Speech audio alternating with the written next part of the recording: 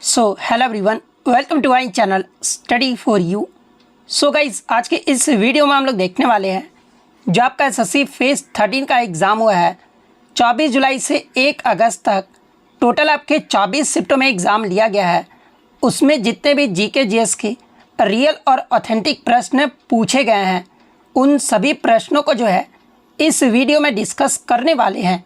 तो जो भी कैंडिडेट्स इस बार एसएससी सीजीएल, सीएचएसएल, एमटीएस, इसके अलावा स्टेनोग्राफर 2025 का एग्ज़ाम देने वाले हैं, तो मैं आपको 100% ये गारंटी देता हूँ कि आपके इन एग्ज़ामों में जो है यहाँ से प्रश्न ज़रूर पूछे जाएंगे।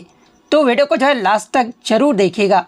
और आपसे रिक्वेस्ट करता हूँ, अभी तक आपने मेरे चैनल को अगर सब्सक्राइब नहीं किया है तो एसएससी एग्ज़ाम से रिलेटेड पर्पल की अपडेट के लिए जो है चैनल को सब्सक्राइब ज़रूर कर दीजिएगा।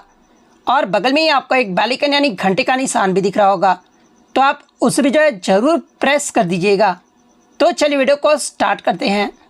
तो आपका पहला क्वेश्चन यहाँ पर आया था कि who wrote the book of train to Pakistan, यानी ट्रेन टू पाकिस्तान नामक पुस्तक के जो है ना लेखक कौन है। तो देखिए, मैं आपको बता दूं कि ट्रेन टू पाकिस्तान ये जो पुस्तक है ना, ये खुशवंत सिंह के द्वारा जो ये आपका लिखा गया था। और ये जो आपका पुस्तक जो ये कब प्रकाशित किया गया था, तो इसे आपका वर्ष 1956 में जो ये आपका प्रकाशित किया गया था। तो खुशवंत सिंह आपका करेक्ट आंसर होगा। इसके अलावा खुशवंत सिंह के अन्य अगर पुस्तकों की बात कर ले तो देखिए, I shall never hear a nightingale, इसके अलावा why I supported the emergency, Delhi a novel, the good the bad and the ridiculous, इसके अलावा the sunset club, death at my door step, इसके अलावा women and men in my life, truth love and a little malice, इसके अलावा a history of the Sikhs. ये सारे जो पुस्तक है ना, ये आपके खुशवंत सिंह के द्वारा जो ये आपके लिखे गए हैं। तो ये सारे फैक्ट जो आपको ध्यान में रखना है। नेक्स्ट आपका क्वेश्चन यहाँ पर आता है कि who is the author of the Malgudi days, यानी ये जो आपका मालगुडी डेज जो पुस्तक है ना, इसके लेखक कौन है। तो देखिए, पुस्तक से आपके दो प्रश्न जो आज के शिफ्ट में पूछे गए थे। तो देखिए, मालगुडी डेज नामक पुस्तक के जो लेखक है ना, ये आपके आर.के. नारायण के द्वारा जो ये आपका लिखा गया है। और ये जो आपका मालगुडी डेज जो पुस्तक है, ये आपका वर्ष 1943 में जो ये आपका प्रकाशित किया गया था।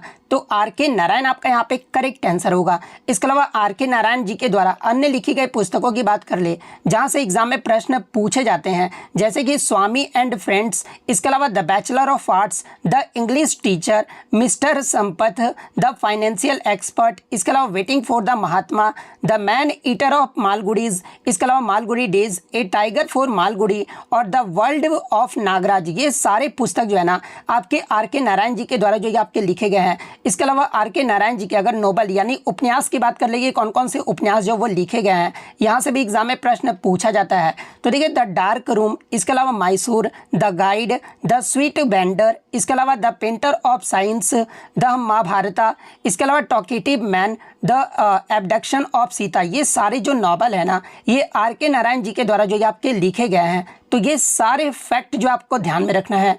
नेक्स्ट आपका क्वेश्चन यहाँ पर था कि as per census 2011 which city is the most populated city in India, यानी 2011 की जनगणना के अनुसार जो है ना, भारत का कौन सा शहर जो है सबसे अधिक जनसंख्या वाला जो ये आपका शहर रहा था। तो देखिए, 2011 की जनगणना के अनुसार भारत का जो सबसे अधिक जनसंख्या वाला जो शहर है ना, ये आपका मुंबई शहर जो ये आपका रहा था। और दूसरे स्थान पर जो ये आपका दिल्ली जो वो रहा था।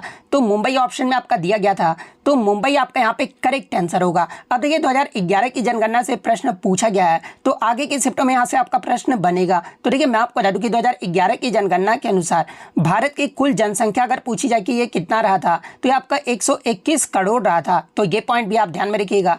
इसके अलावा अगर बात कर ले 2011 में भारत की जनसंख्या वृद्धि दर जो ये आपका कितना रहा था, तो देखिए, भारत की जो आपका दशकीय जनसंख्या वृद्धि दर जो है ना, यानी 2001 से लेकर जो है 11 तक जो आपका जनसंख्या वृद्धि दर है, ये आपका 17.64% रहा था। नेक्स्ट अगर बात कर ले 2011 की जनगणना के अनुसार भारत का लिंगानुपात अगर पूछा जाए, तो ये आपका 943 रहा था। आप यहाँ पे करेक्शन कर लीजिएगा थोड़ा सा। 943 जो है ना, ये आपका भारत का जो वो लिंगानुपात यानी सेक्स रेशियो जो ये आपका रहा था। और सबसे अधिक लिंगानुपात वाला राज्य अगर पूछा जाए, तो ये आपका केरल राज्य रहा था। और सबसे कम अगर पूछा जाए, तो ये आपका हरियाणा राज्य का जो लिंगानुपात है ना, ये आपका सबसे कम रहा था। वहीं अगर बाल लिंगानुपात के बारे में पूछा जाए, तो यानी बाल लिंगानुपात कहने का मतलब कि 0 से 6 वर्ष आयु वर्ग में 2011 में आपका कितना रहा था, तो ये आपका 919 रहा था। इसके अलावा अगर यहाँ से एग्जाम में प्रश्न पूछा जाता कि 2011 में भारत की जो लिटरेसी रेट यानी साक्षरता दर जो है ये कितना रहा था, तो ये आपका 74.04% रहा था। इसके अलावा 2011 में पुरुषों का अगर साक्षरता दर पूछा जाए तो ये आपका 82.14% रहा था। महिलाओं का जो है ये आपका 65.46% रहा था।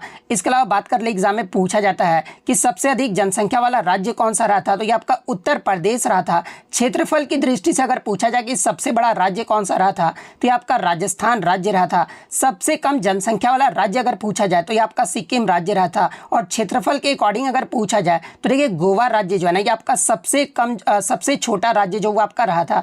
2011 में भारत का औसत जनसंख्या घनत्व अगर पूछा जाए तो ये आपका 382 व्यक्ति प्रति वर्ग किलोमीटर रहा था। 2011 में सर्वाधिक जनसंख्या घनत्व किस राज्य का रहा था, तो ये आपका बिहार राज्य का रहा था। बिहार राज्य का जो जनसंख्या घनत्व है ना ये आपका 1106 व्यक्ति प्रति वर्ग किलोमीटर रहा था। यहाँ पर 1102 आप थोड़ा करेक्शन कर लीजिएगा, 1106 जो है ना ये आपका बिहार का जो है जनसंख्या घनत्व जो ये आपका रहा था। और सबसे कम जो है आपका अरुणाचल प्रदेश का रहा था। अरुणाचल प्रदेश का जो जनसंख्या घनत्व है ना ये आपका 17 व्यक्ति प्रति वर्ग किलोमीटर रहा था। 2011 में सबसे अधिक साक्षरता दर वाला राज्य अगर पूछा जाए तो ये आपका केरल राज्य रहा था, जहाँ पर केरल का औसत जो ओवरऑल जो है ना ये आपका 94% जो ये आपका साक्षरता दर जो ये आपका रहा था। और सबसे कम साक्षरता दर वाला अगर राज्य पूछा जाए तो ये आपका बिहार राज्य का रहा था। 2011 में शहरी जनसंख्या का प्रतिशत ये जो आपका कितना रहा था, तो देखिए शहरी जनसंख्या का जो प्रतिशत है ना ये आपका 31.16% रहा था। ग्रामीण जनसंख्या का प्रतिशत पूछा जाता है तो ये आपका 68.84% रहा था। और 2011 की जो जनगणना है ये आपका कौन सी जनगणना थी, तो ओवरऑल जो ये आपका 15वीं जनगणना थी। लेकिन स्वतंत्रता के बाद अगर पूछा जाए, जैसा कि आपको पता है कि हमारा देश 1947 में जो ये आपका आज़ाद हुआ था, और उसके बाद जो आपका पहला जनगणना ये आपका 1951 में हुआ था। और यानी स्वतंत्रता के बाद आपका जो 2011 की जनगणना है ये आपका 7वीं जनगणना था। तो ये पॉइंट भी आप ध्यान में रखिएगा।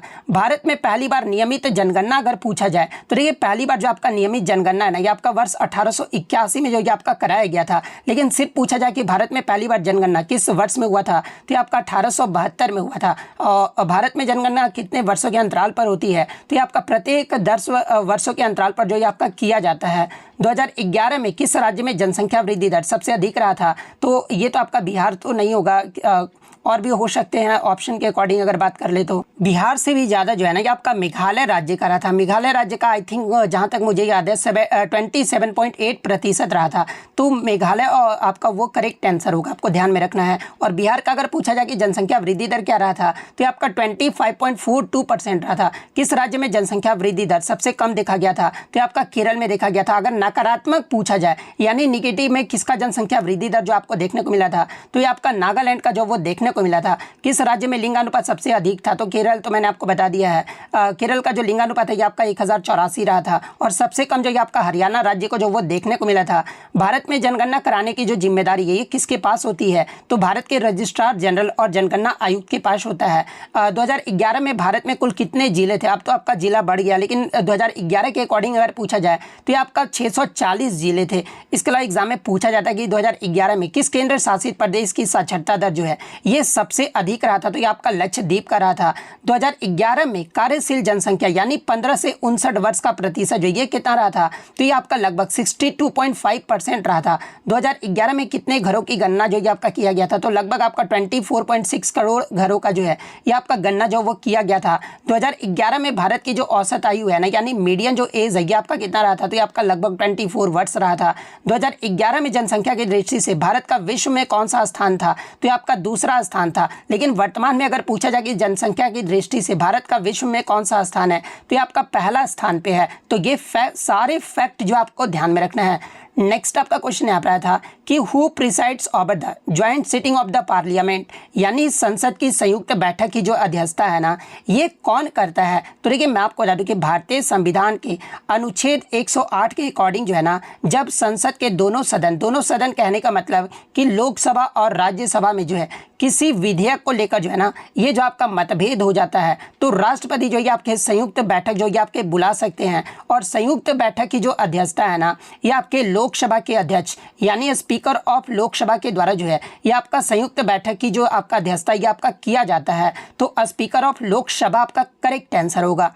नेक्स्ट आपका क्वेश्चन यहाँ पर आता है कि what is the process of DNA transcription, यानी डीएनए प्रतिलेखन की जो प्रक्रिया है ना ये क्या होती है। तो देखिए transcription of DNA is the process where a gene DNA sequence is copied into a complementary RNA sequence, specifically जो है आपका मैसेंजर आरएनए यानी एमआरएनए, यानी डीएनए का जो प्रतिलेखन है ना ये आपका वह प्रक्रिया होता है जिसमें आपका एक जीन के डीएनए जो है ना अनुक्रम को एक पूरक आपका जो आरएनए अनुक्रम विशेष रूप से जो है ना ये आपका मैसेंजर आरएनए यानी एमआरएनए में जो ये आपका कॉपी किया जाता है। तो ऑप्शन में आपका ये दिया गया था, तो ये वाला ऑप्शन आपका करेक्ट आंसर होगा। नेक्स्ट आपका क्वेश्चन यहाँ पर आता है कि which is the nearest spiral galaxy to the milky way, यानी मिल्की वे को ही आपका आकाश गंगा भी कहा जाता है। और आकाश गंगा के सबसे निकट स्थित जो आपका स्पाइरल गैलेक्सी जो है ना ये कौन सी है। तो देखिए आपका जो है मिल्की वे के सबसे निकट जो आपका स्पाइरल गैलेक्सी है ना ये आपका एंड्रोमेडा गैलेक्सी है। तो एंड्रोमेडा गैलेक्सी आपका यहाँ पे करेक्ट आंसर होगा। नेक्स्ट आपका क्वेश्चन यहाँ पर आता है कि स्टार्टअप इंडिया योजना का जो है मुख्य उद्देश्य जो है आपका पूछा गया था। तो देखिए स्टार्टअप इंडिया योजना की बात कर ले तो इसे जो आपका भारत सरकार के द्वारा जो है ना ये आपका 16 जनवरी 2016 को जो ये आपका शुरू किया गया एक प्रमुख पहल था। और इसका उद्देश्य जो है ना देश में नवाचार और स्टार्टअप को जो ये आपका बढ़ावा देने हेतु जो है एक मजबूत पारिस्थितिकी तंत्र का निर्माण करना था, जिससे आर्थिक विकास को जो है ना ये आपका गति मिलेगी और बड़े पैमाने पर आपके रोजगार के जो वो अवसर जो वो पैदा होंगे।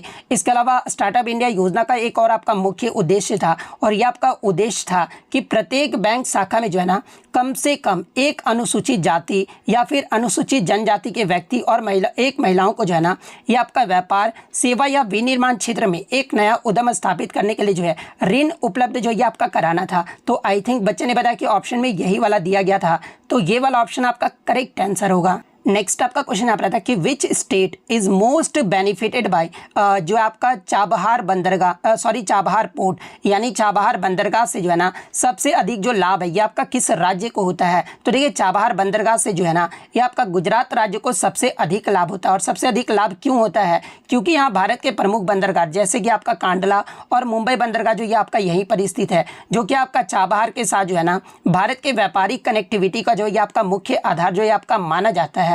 तो गुजरात आपका करेक्ट आंसर होगा। इसके अलावा एग्जाम में पूछा जाता है कि ये जो आपका चाबहार जो बंदरगाह है ना ये कहाँ पर स्थित है। तो ये चाबहार बंदरगाह की बात कर ले तो ये जो आपका ईरान में ओमान की खाड़ी में स्थित है। तो ये फैक्ट भी आपको ध्यान में रखना है। नेक्स्ट आपका क्वेश्चन यहाँ पर आता है कि संतोष ट्रॉफी 2023 का जो फाइनल मैच है ना ये कहाँ पर खेला गया था। किसी बच्चे ने बताया कि संतोष ट्रॉफी 2023 का फाइनल मैच जो ये किसने जीता था। तो देखिए दोनों ही मैं आपको बता देता हूँ कि संतोष ट्रॉफी 2023 का था जो ना ये पहला आपका विदेशी फाइनल था जो कि आपका कहाँ पर आयोजित किया गया था 2022-23 का। तो ये जो आपका फाइनल जो मैच है ना ये आपका रियाद सऊदी अरब में जो ये आपका खेला गया था। और ये जो आपका फाइनल जो मैच है ना ये आपका कर्नाटक और मेघालय के जो वो आपका खेला गया था, जिसमें फाइनल मैच में जो है ये आपका कर्नाटक ने जो है ना मेघालय को जो वो हरा दिया था, यानी विजेता जो है ये आपका कर्नाटक राज्य रहा था। और कहां पर आयोजित किया गया था, तो ये आपका सऊदी अरब में जो ये आपका आयोजित किया गया था फाइनल मैच। तो अगर पूछा गया था कि कहां पर खेला गया था तो सऊदी अरब आपका करेक्ट आंसर होगा। अगर विजेता पूछा गया होगा तो कर्नाटक फिर आपका करेक्ट आंसर होगा। नेक्स्ट अगर बात कर ले कि संतोष ट्रॉफी 2023-24 का विजेता कौन रहा था, तो ये आपका सर्विसेज की टीम रही थी। उप विजेता जो है ना ये आपका गोवा की जो वो टीम रहा था। 2024-25 का अगर पूछा जाए तो ये आपका पश्चिम बंगाल जो ये आपका विजेता रहा था और उप विजेता जो है ना ये आपका केरल राज्य रहा था। इसके अलावा संतोष ट्रॉफी 2024-25 का कौन सा संस्करण रहा था, तो ये आपका 78वां जो वो संस्करण रहा था। और ये जो आपका 31 दिसंबर 2024 को जो है ना हैदराबाद में आयोजित किया गया था। और ये जो आपका संतोष ट्रॉफी है ये आपका फुटबॉल से जो ये आपका संबंधित है। तो ये सारे फैक्ट जो आपको ध्यान में रखना है और आप कमेंट करके जवाब दीजिएगा कि संतोष ट्रॉफी की जो शुरुआत है ना ये किस वर्ष में किया गया था। आप कमेंट करके जरूर बताइएगा। अगर जो बच्चे जिनका आगे एग्जाम है अगर नहीं बताते हैं तो मैं इस प्रकार से आपके लिए फिर एनालिसिस जो वो नहीं लेकर आऊँगा। तो आप जितने भी प्रश्न पूछता हूँ क्वेश्चन तो आप कमेंट जो वो जरूर किया कीजिएगा। नेक्स्ट आपका क्वेश्चन यहाँ पर आता है कि which planet is known as the red planet, यानी किस ग्रह को जो है ना ये आपका लाल ग्रह जो वो कहा जाता है। तो देखिए मार्स ग्रह जिसे आपका हिंदी में मंगल ग्रह कहा जाता है। तो देखिए मंगल ग्रह को ही जो है ना ये आपका लाल ग्रह जो वो कहा जाता है। तो मंगल ग्रह आपका करेक्ट आंसर होगा। नेक्स्ट आपका क्वेश्चन यहाँ पर आता है कि समानता का अधिकार जो है ना भारतीय संविधान के किस अनुच्छेद में जो ये आपका वर्णित है। तो देखिए समानता का जो अधिकार है ना एक आपका मौलिक अधिकार है और ये जो आपका अनुच्छेद 14 से 18 तक जो ये आपका वर्णित है, तो अनुच्छेद 14 से 18 आपका यहाँ पे करेक्ट आंसर होगा। अब देखिए मौलिक अधिकार की बात आ गई है, तो देखिए वर्तमान में आपके जो वो 6 मौलिक अधिकार है यानी फंडामेंटल राइट्स हैं, और मौलिक अधिकार का जो वर्णन है ना ये आपके संविधान के भाग 3 और अनुच्छेद 12 से 35 तक जो ये आपका वर्णित है, और भाग 3 को ही जो है ना ये आपका मैग्ना कार्टा का संज्ञा भी जो वो दिया गया है, तो ये पॉइंट भी आप ध्यान में रखिएगा। और वर्तमान में 6 मौलिक अधिकार कौन कौन से अगर ये प्रश्न पूछा जाए तो देखिए पहला आपका समानता का अधिकार है यानी राइट टू इक्वालिटी है, जो कि आपका अनुच्छेद 14 से 18 तक आ जाता है, जिसमें अनुच्छेद 14 की बात कर ले तो ये जो आपका अनुच्छेद कानून के समझ समानता के बारे में बताता है। अनुच्छेद 15 जो है ना ये आपका जाति, धर्म, लिंग, जन्म स्थान के आधार पर भेदभाव का निषेध जो है ये आपका करता है। अनुच्छेद 16 की बात कर ले तो ये सार्वजनिक नियुक्तियों में समान अवसर जो ये आपका अनुच्छेद 16 बताता है। अनुच्छेद 17 में आपका अस्पृश्यता का अंत के बारे में आपका बताया गया है। अनुच्छेद 18 में जो है ना ये आपके उपाधियों के अंत के बारे में जो ये आपका बताया गया है। सेकंड जो आपका मौलिक जो आपका अधिकार है ना ये आपका कौन सा है, तो ये आपका स्वतंत्रता का अधिकार यानी राइट टू फ्रीडम है, और ये जो आपका स्वतंत्रता का अधिकार है ना ये आपका अनुच्छेद 19 से 22 तक आ जाता है, जिसमें अगर बात कर ले भाषण और अभिव्यक्ति की जो स्वतंत्रता है ना ये आपका अनुच्छेद 19 में जो ये आपका दिया गया है। इसके अलावा अनुच्छेद 19 के आप क्लोज भी देख सकते हो, 1, 2, 3 आपका क्लोज यहाँ पर दिया गया है। इसके अलावा मैं आपको बता दूं कि अनुच्छेद 21 में जीवन और व्यक्तिगत स्वतंत्रता का अधिकार जो ये आपका दिया गया है। गिरफ्तारी और हिरासत से संरक्षण ये जो आपका अनुच्छेद 22 में जो ये आपका दिया गया है। इसके अलावा अगर तीसरा मौलिक अधिकार की बात कर ले तो ये आपका राइट अगेंस्ट एक्सप्लॉइटेशन है यानी शोषण के विरुद्ध अधिकार है, जो कि आपका अनुच्छेद 23 और 24 में आता है, जिसमें अनुच्छेद 23 में जो है ये आपका मानव तस्करी और बालात श्रम का निषेध जो ये आपका किया गया है। अनुच्छेद 24 की बात कर ले तो ये आपका 14 वर्ष से कम उम्र के बच्चों से जो है ना खतरनाक काम कराना जो ये आपका वर्जित जो ये आपका किया गया है, तो ये पॉइंट भी आप ध्यान में रखिएगा। चौथा जो आपका मौलिक अधिकार है ना ये आपका right to freedom of religion है, जो कि आपका धर्म की स्वतंत्रता का अधिकार है, और ये जो आपका धर्म की स्वतंत्रता का अधिकार है ना ये आपका अनुच्छेद 25 से 28 तक आ जाता है, जिसमें अनुच्छेद 25 की अगर मैं बात कर लूँ तो देखिए किसी भी धर्म को मानने, पालन करने और प्रचार करने की स्वतंत्रता जो है आपका अनुच्छेद 25 में जो ये आपका दिया गया है। अनुच्छेद 26 में धार्मिक संस्थाओं की स्वतंत्रता जो आपकी दी गई है, और धर्म आधारित करो और धार्मिक शिक्षा से स्वतंत्रता जो आपका दिया गया है। इसके अलावा पांचवा जो आपका मौलिक अधिकार है ना ये आपका कल्चरल एंड एजुकेशनल राइट्स है यानी सांस्कृतिक और शिक्षा संबंधी अधिकार है, जो कि आपका सांस्कृतिक और शिक्षा संबंधी अधिकार है ना ये आपका अनुच्छेद 29 और 30 में है। और अनुच्छेद 29 में जो है ना ये आपका अल्पसंख्याओं को जो है अपनी भाषा, लिपि और संस्कृति को बनाए रखने का अधिकार जो ये आपका दिया गया है, और अल्पसंख्यकों को शैक्षणिक संस्थान स्थापित करने और चलाने का जो अधिकार है ना ये आपका अनुच्छेद 30 में जो ये आपका दिया गया है। छठा जो आपका मौलिक अधिकार है ये आपका राइट टू कॉन्स्टिट्यूशनल रिमेडीज है यानी संवैधानिक उपचारों का अधिकार है, और ये जो आपका अनुच्छेद 32 में जो ये आपका वर्णित है। और ये जो आपका अनुच्छेद 32 है ना यदि कोई मौलिक अधिकार का उल्लंघन होता है तो व्यक्ति जो आपका सीधे सुप्रीम कोर्ट या फिर हाई कोर्ट में जो है ये आपका याचिका भी जो वो दायर कर सकता है। और अनुच्छेद 32 को ही जो है ना डॉक्टर भीमराव अंबेडकर के द्वारा जो है संविधान की आत्मा भी जो ये आपका कहा गया है। लेकिन जब आपसे एग्जाम में पूछा जाए कि भारत में यानी जब हमारा मूल संविधान जब संविधान बनकर तैयार हो रहा था ना उस समय मौलिक अधिकारों की संख्या कितनी थी, तो देखिए उस समय जो मौलिक अधिकारों की संख्या थी ना ये आपका 7 था। लेकिन जो आपका 40वां संविधान संशोधन हुआ था ये आपका वर्ष 1978 में हुआ था, और इसके द्वारा संपत्ति के अधिकार को जो है ना यानी राइट टू प्रॉपर्टी को जो है ये आपका हटा दिया गया था। और वर्तमान में आपका जो संपत्ति का अधिकार है ना ये आपका अनुच्छेद 301 के तहत जो है इसे कानूनी अधिकार यानी लीगल राइट जो ये आपका बना दिया गया है। तो ये सारे फैक्ट जो आपको ध्यान में रखना है। नेक्स्ट आपका क्वेश्चन आ रहा था कि स्वच्छ भारत मिशन का जो है मुख्य उद्देश्य जो ये आपसे पूछा गया था, तो देखिए स्वच्छ भारत मिशन की जो शुरुआत है ना ये आपका 2 अक्टूबर 2014 को जो है ये आपका महात्मा गांधी के 145वीं जयंती पर जो है ना प्रधानमंत्री नरेंद्र मोदी के द्वारा जो ये आपका शुरू किया गया था। और इसके अगर मेन ऑब्जेक्टिव्स यानी मुख्य उद्देश्य की बात कर ले तो देखिए खुले में शौच को समाप्त करना, हर घर में शौचालय निर्माण को बढ़ावा देना, सार्वजनिक स्थलों की सफाई सुनिश्चित करना, कचरा प्रबंधन में सुधार, स्वच्छता के प्रति जन जागरूकता फैलाना, इसके अलावा ग्रामीण और शहरी क्षेत्रों को जो है आपका स्वच्छ बनाना, स्वच्छ स्वास्थ्य और जीवन गुणवत्ता में जो है आपका सुधार करना। ये जो आपका किसका मुख्य उद्देश्य, तो ये आपका स्वच्छ भारत मिशन का जो है ना ये आपका मुख्य उद्देश्य था। तो इनमें से आपका जो भी ऑप्शन में दिया गया होगा वो आपका करेक्ट आंसर होगा। इसके अलावा बात कर ले स्वच्छ भारत मिशन का जो है टैगलाइन क्या रहा था, तो ये आपका एक कदम स्वच्छता की ओर, ये जो आपका टैगलाइन रहा था। तो ये फैक्ट भी आपको ध्यान में रखना है। नेक्स्ट आपका ब्रिक्स का जो फुल फॉर्म पूछा गया था, तो देखिए ब्रिक्स का जो फुल फॉर्म होता होता है ना, ये आपका नाम से ही स्पष्ट होता है कि बी से आपका ब्राज़ील हो गया, आर से आपका रसिया, आई से आपका इंडिया, सी से आपका चाइना और एस से आपका साउथ अफ्रीका। ये जो आपका ब्रिक्स का जो ये आपका फुल फॉर्म है। और ब्रिक्स पहले आपका इसका जो नाम था ये आपका ब्रिक था, ठीक है। और बाद में आपका 2010 में जो है ना ये आपका साउथ अफ्रीका भी जो इसमें शामिल हुआ था, तब से 2010 से इसका जो नाम है ना ये आपका ब्रिक्स जो वो कर दिया गया था। तो ये वाला ऑप्शन आपका यहाँ पे करेक्ट आंसर होगा।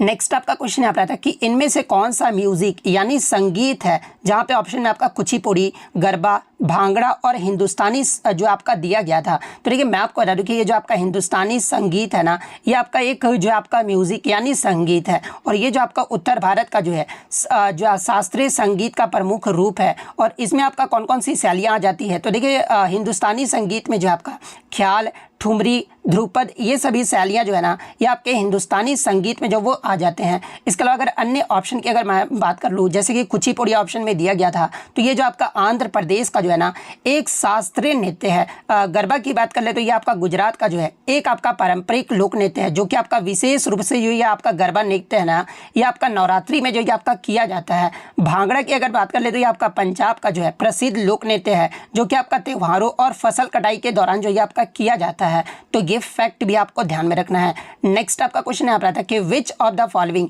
Is not the parameter of human development index, यानी निम्नलिखित में से कौन जो है मानव विकास सूचकांक यानी HDI का मापदंड नहीं होता है। तो देखिए मैं आपको बता दूं कि HDI के जो है आपके 3 मुख्य मापदंड होते हैं, और वो 3 पैरामीटर कौन कौन से होते हैं। तो पहला आपका जो है लाइफ एक्सपेक्टेंसी यानी जीवन प्रत्याशा होता है, जिसमें आपका जो है स्वास्थ्य और लंबी उम्र को जो है आपका मापा जाता है। दूसरा जो आपका मापदंड होता है ना ये आपका एजुकेशन लेवल यानी शिक्षा स्तर होता है, जिसमें औसत स्कूली शिक्षा वर्ष और अपेक्षित स्कूली वर्ष जो ये आपके शामिल होते हैं। और तीसरा जो आपका मापदंड है ना ये आपका पर कैपिटा इनकम होता है यानी प्रति व्यक्ति आय होता है, जिसमें जीवन स्तर को जो है आपका GDP के आधार पर जो ये आपका दर्शाया जाता है। तो ये जो आपके HDI के जो है 3 मापदंड होते हैं। इसके अलावा जो चौथा ऑप्शन आपका दिया गया था ना ये आपका इंटरनेट स्पीड जो ये आपका दिया गया था। तो देखिए इंटरनेट स्पीड जो है ना ये आपका HDI का मापदंड नहीं है, तो इंटरनेट स्पीड आपका करेक्ट आंसर होगा।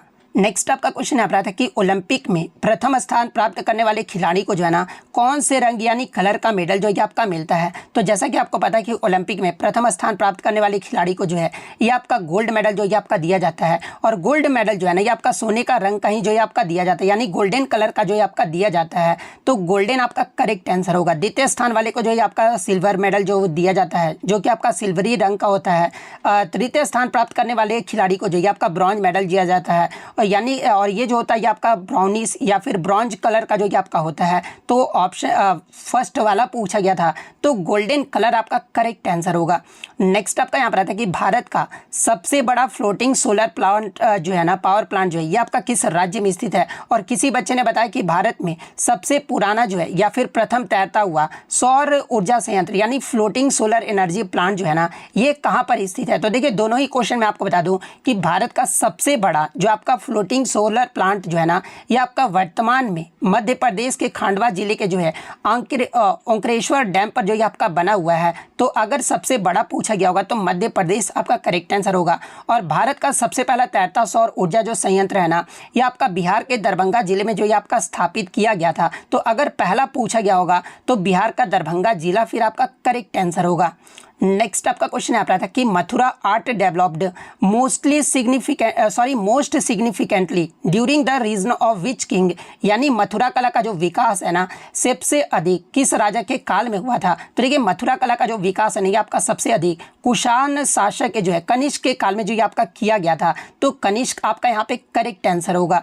नेक्स्ट आपका क्वेश्चन यहाँ पर आता है कि a doctor who specialises in treating children is called, यानी बच्चों का इलाज करने वाले डॉक्टर को जो है ना ये क्या कहा जाता है। तो देखिए बच्चों के इलाज करने वाले डॉक्टर को जो है ना ये आपका पेडिट्रिशियन यानी बाल रोग विशेषज्ञ जो ये आपका कहा जाता है। तो पेडिट्रिशियन आपका यहाँ पे करेक्ट आंसर होगा। नेक्स्ट आपका यहाँ पर आता है कि सुश्री मेधा पाटकर का नाम जो है ना कि आपके किससे जुड़ा हुआ है। तो देखिए सुश्री मेधा पाटकर की बात कर ले तो ये जो आपका एक भारतीय सामाजिक कार्यकर्ता तथा समाज सुधारक हैं, और ये जो आपके भारतीय राजनीतिज्ञ से भी जो ये आपके शामिल हैं। और मैं आपको बता दूं कि सुश्री मेधा पाटकर जो है ना ये आपका वर्ष 1989 में जो है सरदार सरोवर परियोजना का विरोध करने के लिए जो है ये आपका नर्मदा बचाओ अभियान का जो शुरुआत जो इन्हीं के द्वारा जो ये आपका किया गया था। तो ऑप्शन में या तो आपका नर्मदा बचाओ अभियान दिया गया होगा या फिर आपका सरदार सरोवर परियोजना जो ये आपका दिया गया होगा। तो इन दोनों में से आपका जो भी दिया गया होगा वो आपका करेक्ट आंसर होगा। एक क्वेश्चन जो आपका इंग्लिश में बच्चों द्वारा मुझे मिल पाया था कि getting your working papers items जो वो पूछा गया था, यानी गेटिंग योर वर्किंग पेपर्स का जो है ना ईडीएम जो वो आपसे पूछा गया था। तो देखिए गेटिंग योर वर्किंग पेपर्स का मतलब क्या होता है। तो देखिए नौकरी से बर्खास्त किया जाना या फिर किसी स्थान को छोड़ने के लिए कहा जाना, अक्सर किसी नकारात्मक कारण के कारण जो है ये आपका ऐसा होता है। तो देखिए गेटिंग योर वर्किंग पेपर्स का जो आपका ईडीएम होगा ना वो आपका get fired from the job होगा, यानी नौकरी से बर्खास्त किया जाना होगा। तो ये वाला ऑप्शन आपका यहाँ पे करेक्ट आंसर होगा। विच player was awarded the Padma Bhushan award in 2025, यानी वर्ष 2025 में जो है ना किस खिलाड़ी को पद्म भूषण पुरस्कार से जो ये आपका सम्मानित किया गया है। तो देखिए मैं आपको बता दूं कि आपके 2025 में जो है ना ये आपके पीआर श्रीजेश जो कि आपके एक भारतीय हॉकी खिलाड़ी है और इन्हें आपका 2025 में जो है ना पद्म भूषण पुरस्कार से जो ये आपका सम्मानित किया गया है। तो पीआर श्रीजेश आपका करेक्ट आंसर होगा। इसके अलावा एग्जाम में अगर पूछा जाए कि 2025 में किस खिलाड़ी को जो कि आपका पद्मश्री अवार्ड से सम्मानित किया गया है, तो देखिए पद्मश्री के बारे में जब आपसे पूछा जाए ना तो ये आपके रविचंद्रन अश्विन जो कि आपके क्रिकेट से संबंधित है और इन्हें जो आपका 2025 में पद्मश्री पुरस्कार से जो ये आपका सम्मानित किया गया है। तो ये पॉइंट भी आप ध्यान में रखिएगा। इसके अलावा बात कर ले कि वर्ष 2025 में जो है कितने व्यक्तियों को जो है ना पद्म पुरस्कार से जो ये आपका सम्मानित किया गया है। तो टोटल आपके 139 व्यक्तियों को जो है ये आपका पद्म पुरस्कार से जो ये आपका सम्मानित किया गया है, जिसमें 7 व्यक्तियों को जो है ये आपका पद्म विभूषण से, 19 व्यक्तियों को जो ये आपका पद्म भूषण से और 113 व्यक्तियों को जो है ना ये आपका पद्मश्री पुरस्कार से जो ये आपका सम्मानित किया गया है। इसके अलावा अगर महिलाओं के बारे में पूछा जाए कि वर्ष 2025 में जो है कितने महिलाओं को जो है ना ये आपका पद्म अवार्ड से सम्मानित किया गया है, तो ये आपके टोटल 23 महिलाओं को जो है ये आपका सम्मानित किया गया है। इसके अलावा अगर विदेशी, एनआरआई या फिर पीआईओ, इसके अलावा ओसीआई श्रेणी में अगर पूछा जाए तो ये आपका 10 व्यक्तियों को जो वो आपका सम्मानित किया गया है और कितने व्यक्तियों को जो ये आपका मरणोपरांत जो ये आपका पुरस्कार जो ये आपका दिया गया है। तो देखिए 2025 में जो है ना ये आपका 13 व्यक्तियों को जो है ये आपका मरणोपरांत पुरस्कार जो है ये आपका दिया गया है। तो ये पॉइंट भी आप ध्यान में रखिएगा और 7 पद्म विभूषण के व्यक्तियों का नाम देख लीजिए, क्योंकि यहाँ से एग्जाम में प्रश्न पूछा जाएगा, जिसमें आपका पहला जो नाम आता है ना ये आपका श्री दुव्वर नागेश्वर रेड्डी का आता है, जिन्हें आपका मेडिसिन यानी दवा के क्षेत्र में जो ये आपका दिया गया है और ये जो आपका तेलंगाना राज्य से जो ये आपके संबंधित है। दूसरे की बात कर ले तो न्यायमूर्ति श्री जगदीश सिंह खेर को जो है ना ये आपके सार्वजनिक मामलों के क्षेत्र में जो ये आपका दिया गया है और ये जो आपके चंडीगढ़ से जो वो संबंधित है। नेक्स्ट आपका जो है कुमुदनी लखिया को जो है आपका कला के क्षेत्र में जो ये आपका दिया गया है। नेक्स्ट अगर बात कर ले तो ये आपका लक्ष्मी नारायण सुब्रमण्यम को जो है ये आपका कला के क्षेत्र में जो ये आपका दिया गया है। इसके अलावा एमटी वासुदेवन नायर को जो है ना ये आपका मरणोपरांत जो है साहित्य और शिक्षा के क्षेत्र में जो ये आपका दिया गया है। इसके अलावा ओसामू सुजुकी को जो है ये आपका मरणोपरांत जो ये आपका दिया गया और किस क्षेत्र में, तो ये आपका व्यापार और उद्योग के क्षेत्र में जो ये आपका दिया गया है। इसके अलावा शारदा सिन्हा को भी जो है ना कला के क्षेत्र में 2025 में पद्म विभूषण से जो ये आपका सम्मानित किया गया है। तो ये 7 व्यक्तियों का नाम आप ध्यान में रखिएगा, क्योंकि 2025 में ये 7 व्यक्तियों को जो है ना पद्म विभूषण अवार्ड से जो ये आपका सम्मानित किया गया है। नेक्स्ट आपका क्वेश्चन आ रहा था कि in Gujarat the dance performed with sticks is called, यानी गुजरात के किस नृत्य में जो है ना डंडा लेकर जो ये आपका नृत्य जो ये आपका किया जाता है। तो देखिए गुजरात का जो ये आपका डांडिया रास जो नृत्य है ना इसमें आपका डंडा लेकर जो ये आपका नृत्य किया जाता है। तो डांडिया रास आपका यहाँ पे करेक्ट आंसर होगा। और ये जो आपका डांडिया जो आपका रास नृत्य है ये कब किया जाता है, तो ये आपका मुख्यतः जो है ना ये आपका नवरात्रि के अवसर पर जो है इस नृत्य को जो ये आपका किया जाता है। तो ये पॉइंट भी आप ध्यान में रखिएगा। इसके अलावा गुजरात राज्य के अगर अन्य लोक नृत्य की अगर मैं बात कर लूँ तो देखिए गरबा हो गया, डांडिया रास हो गया, इसके अलावा टिप्पणी, भवाई और रास, ये सभी जो आपके नृत्य है ना ये गुजरात राज्य के जो वो लोक नृत्य हैं। बिहार की अगर मैं बात कर लूँ तो देखिए विदेशिया, जाट जटीन और झिझिया, ये जो आपका बिहार राज्य का जो लोक नृत्य है। महाराष्ट्र राज्य के लोक नृत्य की बात कर ले तो देखिए लावनी, तमाशा और लेजिम जो ये आपका महाराष्ट्र का है। मणिपुर में आपका थांगटा आ जाता है, लाई हरोबा, इसके अलावा रासलीला जो ये आपका मणिपुर का लोक नृत्य है। राजस्थान में आपका घूमर, गणगौर, कालबेलिया, इसके अलावा चक्री, झूलन लीला और सुई सीनी, ये सारे जो आपके नृत्य हैं ना ये राजस्थान राज्य के लोक नृत्य हैं। उत्तराखंड की बात कर ले तो देखिए गढ़वाली, कुमायूनी, कजरी, रासलीला और छपेली, ये सारे जो है आपका उत्तराखंड के लोक नृत्य हैं।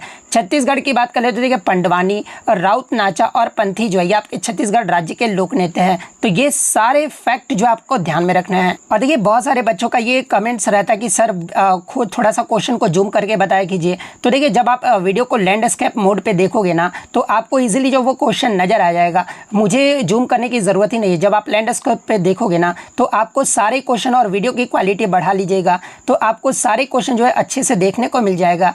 नेक्स्ट आपका क्वेश्चन यहाँ पर आता है कि 2025 के वर्ल्ड हैप्पीनेस इंडेक्स 2025 के अकॉर्डिंग जो है ना एशिया का सबसे खुशहाल देश जो है ये कौन सा है। तो देखिए मैं आपको बता दूं कि 2025 का जो आपका वर्ल्ड हैप्पीनेस रिपोर्ट जो आपका जारी किया गया ना, इस रिपोर्ट के अकॉर्डिंग जो है एशिया का जो सबसे खुशहाल देश है ना ये आपका ताइवान देश है। ताइवान देश को जो ये आपका वर्ल्ड हैप्पीनेस रिपोर्ट 2025 में कौन सा रैंक मिला है, तो ये आपका 27वीं रैंक जो ये आपका मिला है। और ये जो आपका किसको जो वो क्रॉस किया है, यानी एशिया का 2024 में आपका कौन रहा था। तो देखिए एशिया का 2024 में आपका सबसे जो आपका खुशहाल देश है ना ये आपका सिंगापुर रहा था, लेकिन 2025 में ताइवान ने जो इसे क्रॉस कर लिया है। और सिंगापुर जो ये आपका वर्ल्ड हैप्पीनेस रिपोर्ट 2025 में कौन सा रैंक पे रहा है, तो ये आपका 34वें पायदान पे जो ये आपका रहा है। तो ऑप्शन में अगर ताइवान दिया गया होगा तो ताइवान आपका करेक्ट आंसर होगा। अगर ताइवान ऑप्शन में नहीं दिया गया होगा तो फिर आपका जो वो सिंगापुर जो वो करेक्ट आंसर होगा। अब आप देख लेना कि आप एग्जाम देकर आए हो, ऑप्शन में आपका क्या दिया गया था। इसके अलावा मैं आपको बता दूं कि 2025 के रिपोर्ट में जो है ना टोटल आपके 147 देशों को जो ये आपका शामिल किया गया था। और जिसमें सबसे खुशहाल देश की अगर मैं बात कर लूँ तो देखिए लगातार 8वें वर्ष तक जो है ना फिनलैंड जो है इस रिपोर्ट में जो ये आपका पहले स्थान पे आया है। इसके बाद दूसरे स्थान पे आपका डेनमार्क, फिर आपका आइसलैंड और स्वीडन जो ये आपका रहा है। तो ये पॉइंट भी आप ध्यान में रखिएगा। और भारत की रैंकिंग की अगर बात कर ले तो देखिए 2025 में भारत का जो रैंक है ना ये आपका 147 देशों में भारत जो ये आपका 118वें पायदान पे रहा है। और 2024 में भारत जो है ना इस रिपोर्ट में जो है 126वें पायदान पे था। वहीं अगर दक्षिण एशियाई देशों की रैंकिंग की बात कर ले तो देखिए नेपाल जो इसमें 2025 में जो है ना 92 पोजीशन पे रहा है। पाकिस्तान 109वां पोजीशन पे रहा है। म्यांमार की बात कर ले तो ये आपका 126वें पोजीशन पे रहा है। श्रीलंका जो ये आपका 133वें पोजीशन पे रहा है। और बांग्लादेश जो है ये आपका 134वें पायदान पे रहा है। और सबसे आपका जो आपका निमंत्रण जो प्रदर्शन है ना ये किसका रहा है, यानी सबसे खराब जो प्रदर्शन है ना ये आपका अफगानिस्तान का रहा है। अफगानिस्तान लगातार चौथे वर्ष जो है ना 147वें पायदान पे यानी सबसे निचले क्रम पे जो ये आपका रहा है। तो ये सारे फैक्ट जो आपको ध्यान में रखना है। नेक्स्ट आपका क्वेश्चन यहाँ पर आता है कि which country helped in establishment of heavy industries during second 5 year plan, यानी द्वितीय पंचवर्षीय योजना के दौरान जो है ना किस देश ने जो है भारी उद्योगों की स्थापना में जो ये आपका मदद किए थे। तो देखिए मैं आपको बता दूं कि भारत की जो दूसरी पंचवर्षीय योजना है इसका जो कार्यकाल है ये आपका 1956 से लेकर जो ये आपका 61 तक रहा था। और इस योजना का दौरान यानी द्वितीय पंचवर्षीय योजना का जो मुख्य उद्देश्य है ना ये आपका तीव्र औद्योगिकरण पर जो ये आपका रहा था, जिसमें भारी उद्योग जो आपके उद्योगिक की जो स्थापना है ना इसमें सहायता करने वाला देश कौन सा था। तो पहला तो आपका सोवियत संघ था, इसके अलावा जर्मनी भी था और यूनाइटेड किंगडम था। यानी दूसरी पंचवर्षीय योजना के दौरान सहयोग से ही जो है ना ये आपका जो भिलाई प्लांट है ये आपका सोवियत संघ की सहायता से जो ये आपका बनाया गया था। राउरकेला जो स्टील प्लांट है ना ये आपका जर्मनी देश के सहयोग से जो ये आपका बनाया गया था। और ये जो आपका दुर्गापुर जो इस्पात संयंत्र है ये आपका यूनाइटेड किंगडम देश की सहायता से जो ये आपका इसकी स्थापना जो वो किया गया था। तो आपके इन तीनों देशों का ऑप्शन दिया गया होगा, तो ये वाला तीनों ऑप्शन आपका यहाँ पे करेक्ट आंसर होगा। नेक्स्ट आपका क्वेश्चन यहाँ पर आता है कि the Padma and the blue dinosaur जो कि आपका वैशाली श्रॉफ के द्वारा जो है ना ये पुस्तक जो आपका लिखा गया, जो कि आपका एक चिल्ड्रंस लिटरेचर की पुस्तक है, यानी एक आपका जो है बाल साहित्य की पुस्तक है। और देखिए इस पुस्तक के अंदर जो है ना किस चीज़ के बारे में जो आपका जिक्र जो वो किया गया है। तो देखिए मैं आपको बता दूं कि the Padma and the blue dinosaur ये जो पुस्तक है आपका वैशाली श्रॉफ के द्वारा लिखा गया है। और इस पुस्तक में जो है भारत में डायनासोर के अवशेषों और पूरा जैविकी यानी पैलेंटोलॉजी के बारे में जो ये आपका बताया गया है। और यह जो आपका बच्चों में विज्ञान, इतिहास और खोज की भावना जगाने के लिए भी जो है ये आपका जो है वैशाली श्रॉफ के द्वारा जो ये आपका लिखा गया था। तो इनमें से आपका जो भी ऑप्शन में दिया गया होगा वो आपका यहाँ पे करेक्ट आंसर होगा। Next up, who is the author of the book midnight children, यानी मिडनाइट जो चिल्ड्रेन पुस्तक है ना ये जो है किसके द्वारा जो कि आपका लिखा गया है। तो देखिए मिडनाइट चिल्ड्रन पुस्तक जो है ना, ये सलमान रुश्दी के द्वारा जो ये आपका लिखा गया है और ये जो आपका उपन्यास है ना, ये आपका वर्ष 1981 में जो ये आपका प्रकाशित हुआ था और एक आपका एक ऐतिहासिक उपन्यास है जो भारत की आज़ादी से लेकर जो है ना उसके विभाजन तक की कहानी के बारे में जो है ये जो आपका उपन्यास है वो आपका बताता है। तो सलमान रुश्दी आपका यहाँ पे करेक्ट आंसर होगा। इसके अलावा मैं आपको बता दूं कि सलमान रुश्दी को ही जो है ना ये आपका मिडनाइट चिल्ड्रन उपन्यास के लिए जो है इन्हें आपका वर्ष 1981 में जो है बुकर पुरस्कार से भी जो ये सम्मानित किया गया था। तो ये पॉइंट भी आप ध्यान में रखिएगा। इसके अलावा एग्जाम में प्रश्न पूछा जाता है कि सलमान रुश्दी की कौन सी पुस्तक जो है ना ये आपका फतवा विवाद का कारण जो ये आपका बना था। तो देखिए इस पुस्तक का जो नाम है ये आपका द सैटनीज वर्सेज, ये जो पुस्तक है ना ये आपके सलमान रुश्दी के द्वारा जो वो लिखा गया था और यही एकमात्र एक ऐसा पुस्तक था जो कि आपका फतवा विवाद का जो ये आपका कारण बना था। और किस समुदाय के विवाद का कारण बना था, तो ये आपका मुस्लिम समुदाय के विवाद का कारण बना था। तो ये पॉइंट भी आप ध्यान में रखिएगा। सलमान रुश्दी का जो है ऑटोबायोग्राफी का नाम अगर पूछा जाए तो देखिए सलमान रुश्दी की जो आत्मकथा का नाम है ना ये आपका जोसेफ एंटन ए मेमोयर है जो कि आपका वर्ष 2012 में जो है इसे प्रकाशित किया गया था।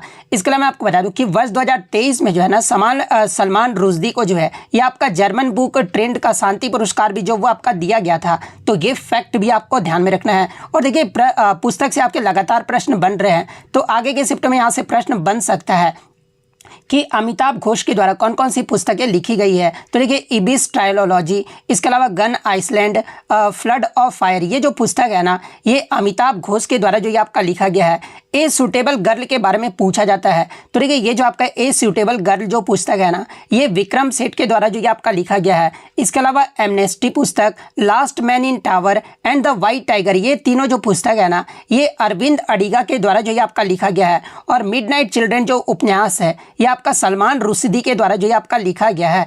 तो ये सारे फैक्ट जो आपको ध्यान में रखना है। नेक्स्ट आपका क्वेश्चन आता था कि भारतीय संविधान का अनुच्छेद 17 जो है ना ये आपका किससे संबंधित है। तो ये अनुच्छेद 17 की बात कर ले तो ये जो आपका अनटचेबिलिटी यानी अस्पृश्यता के उन्मूलन से जो ये आपका संबंधित है। अस्पृश्यता का उन्मूलन कहने का मतलब कि किसी भी रूप से जो है ना अस्पृश्यता का अभ्यास करना ये जो आपका गैर कानूनी है और कानून द्वारा जो है ये आपका दंडनीय है। तो अनटचेबिलिटी आपका यहाँ पे करेक्ट आंसर होगा।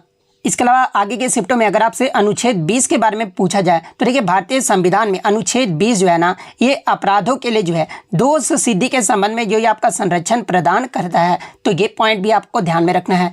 नेक्स्ट आपका क्वेश्चन आ रहा था कि अनुच्छेद 14 जो है ना ये आपका किससे संबंधित है। तो देखिए अनुच्छेद 14 की बात कर ले तो ये तो आपका राइट टू इक्वालिटी यानी विधि के समझ समानता या फिर कानूनों को समान संरक्षण से जो है ये आपका अनुच्छेद 14 जो ये आपका संबंधित है। तो ऑप्शन में आपका राइट टू इक्वालिटी दिया गया था तो राइट टू इक्वालिटी आपका करेक्ट आंसर होगा। और देखिए इसका मतलब क्या होता है, तो देखिए किसी राज्य किसी भी व्यक्ति को जो है ना कानून के समझ समानता या फिर भारत के क्षेत्र के भीतर कानूनों के समान संरक्षण से जो है ये आपका वंचित नहीं किया जाएगा। ये जो आपका अनुच्छेद 14 में जो ये आपका कहा गया है। नेक्स्ट आपका क्वेश्चन आ रहा था कि Pongal is a harvest festival of which state of India, यानी पोंगल जो है भारत के किस राज्य में मनाया जाने वाला जो है ना एक कृषि उत्सव है। तो देखिए पोंगल की बात कर ले तो ये जो आपका एक 4 दिवसीय फसल उत्सव है यानी 4 दिनों का जो है ये आपका फसल का जो वो त्यौहार है। और ये जो आपका पोंगल का जो त्यौहार है ना ये आपका तमिलनाडु राज्य में जो ये आपका मनाया जाता है विशेषकर। तो तमिलनाडु आपका यहाँ पे करेक्ट आंसर होगा। इसके अलावा मैं आपको बता दूं कि ये जो आपका पोंगल का त्यौहार है ये आपका प्रत्येक वर्ष जनवरी के महीने में जो ये आपका मनाया जाता है। आई थिंक 13 जनवरी से 16 जनवरी के मध्य जो है ये आपका पोंगल का त्यौहार जो ये आपका मनाया जाता है। और ये जो आपका फसल उत्सव का जो नाम है ना ये तमिल शब्द पोंगा के नाम पर जो इसे रखा गया और इसका एग्जाम में अर्थ जो वो पूछा जाता है। तो देखिए इसका जो अर्थ होता है ना ये आपका उबालना होता है। तो ये पॉइंट भी आप ध्यान में रखिएगा। और देखिए एग्जाम में यहाँ से क्या प्रश्न बनता है कि पोंगल जो आपका 4 दिवसीय फसल उत्सव है ना इसमें पहले दिन को जो है किस नाम से जाना जाता है। तो देखिए पोंगल के पहले दिन को जो ये आपका भोगी कहा जाता है और इसे आपका भगवान इंद्र के समान जो ये आपका मनाया जाता है। पोंगल का दूसरा दिन अगर पूछा जाए तो इसे जो आपका सूर्य पोंगल के रूप में जो ये आपका जाना जाता है और ये जो आपका सूर्य देव को जो है आपका समर्पित है। पोंगल के तीसरे दिन के बारे में पूछा जाए तो इसे जो आपका मटट्टू पोंगल जो ये आपका कहा जाता है और ये आपका गायों के नाम पर जो ये आपका मनाया जाता है। पोंगल के चौथे दिन की बात कर ले यानी पोंगल के चौथे और अंतिम दिन को जो है ये आपका कूनम पोंगल या फिर कानून पोंगल जो ये आपका कहा जाता है। और ये जो आपका वर्ष के लिए फसल उत्सव के अंत का प्रतीक जो ये आपका माना जाता है। तो ये सारे फैक्ट जो आपको ध्यान में रखना है। अब देखिए त्यौहार से प्रश्न बन गया तो आगे की शिफ्ट में भी आपका त्यौहार से प्रश्न बनेगा, या फिर त्यौहार उत्सव और मेले को देख लें अलग अलग राज्यों की, जैसे कि फ्लेमिंगो और येलम्पा जतारा, ये जो आपका आंध्र प्रदेश का त्यौहार है। अरुणाचल प्रदेश की बात कर ले तो लोसर त्यौहार है, जो कि आपका किस जनजाति के द्वारा मनाया जाता है, तो ये आपका मोनपा जनजाति के द्वारा मनाया जाता है। इसके अलावा सांगकेन जो ये आपका खटिम्स जनजाति के द्वारा मनाया जाता है। तुरगया के बारे में पूछा जाए तो ये आपका 3 दिवसीय उत्सव है, जो कि आपका मोनपा जनजाति के द्वारा जो ये आपका मनाया जाता है। और ये जो सारे त्यौहार है ना, ये आपके अरुणाचल प्रदेश राज्य में मनाए जाते हैं। और ये एक आप लोग से शिकायत है कि आप लोग पीडीएफ का डिमांड करने लगते हैं, तो मैं देखिए मैं पीडीएफ आपको दे दूंगा, आप टेंशन मत लीजिए। लेकिन मैं भी तो इतना मेहनत करता हूँ, तो थोड़ा सा आप लोग भी समझिए कि आप लोग भी थोड़ा वीडियो देखा कीजिए, ताकि मुझे भी सपोर्टिव मिले। और टेलीग्राम पर मैं वीडियो पीडीएफ जो वो अपलोड कर दूंगा, तो आप थोड़ा सा मेरा भी जो वो सपोर्ट किया कीजिए, ठीक है। असम की बात कर ले तो देखिए असम में आपका बिहू और अली ए लिगांग जो है ये आपका असम राज्य का त्यौहार है। छत्तीसगढ़ की बात कर ले तो हरेली, इसके अलावा मड़ई, कजरी उत्सव, बस्तर दशहरा उत्सव, ये जो आपका छत्तीसगढ़ राज्य का है। गोवा की बात कर ले अंतर्राष्ट्रीय लुशफोन उत्सव, इसके अलावा फटोरपा जात्रा और मांडू, ये जो आपका गोवा राज्य का है। गुजरात में आपका पतंग उत्सव जो आपका मनाया जाता है। हरियाणा में आपका गुग्गा नवमी उत्सव और बैसाखी जो है ये आपका, बैसाखी तो आपका पंजाब और हरियाणा दोनों में मनाया जाता है, और गुग्गा नवमी जो है आपका हरियाणा में मनाया जाता है। हिमाचल प्रदेश में आपका फुलाईच उत्सव और गोची जो है आपका हिमाचल प्रदेश में। कर्नाटक में हम्पी उत्सव, कंबाला जो कि आपका एक भैंसा दौड़ है, और ये जो आपका कर्नाटक में मनाया जाता है। केरल की बात कर ले तो देखिए विशु, इसके अलावा त्रिशूर पूरम, ये जो आपका केरल राज्य में मनाया जाता है। नागालैंड की बात कर ले तो देखिए हॉर्नबिल महोत्सव और मोगमोंग पर्व, ये जो आपका नागालैंड राज्य में मनाया जाता है। उड़ीसा की बात कर ले तो ये जो आपका नुआखाई जो त्यौहार है ये आपका कृषि त्यौहार है। इसके अलावा धानु यात्रा भी जो ये आपका उड़ीसा राज्य में मनाया जाता है। पंजाब में आपका लोहड़ी भी आपका मनाया जाता है, पंजाब में लोहड़ी और बैसाखी ये जो आपका पंजाब राज्य में मनाया जाता है। राजस्थान में गणगौर उत्सव और मोमासर, ये जो आपका उत्सव है राजस्थान में मनाया जाता है। सिक्किम में आपका लोशुंग और भूमचू जो ये आपका सिक्किम में मनाया जाता है। कनुम पोंगल, ये तो मैंने आपको बता दिया, अंतिम जो आपका होता है, जो आपका पोंगल का जो चौथा दिन होता है इसे आपका कनुम पोंगल कहा जाता है। उत्तराखंड में आपका फूलदेई और हरेला जो ये आपका उत्तराखंड में मनाया जाता है। उत्तर प्रदेश में आपका कुंभ मेला कजली, ये जो आपका उत्तर प्रदेश में। जम्मू कश्मीर में आपका ट्यूलिप महोत्सव और खीर भवानी, ये जो आपका जम्मू कश्मीर में जो ये आपका मनाया जाता है।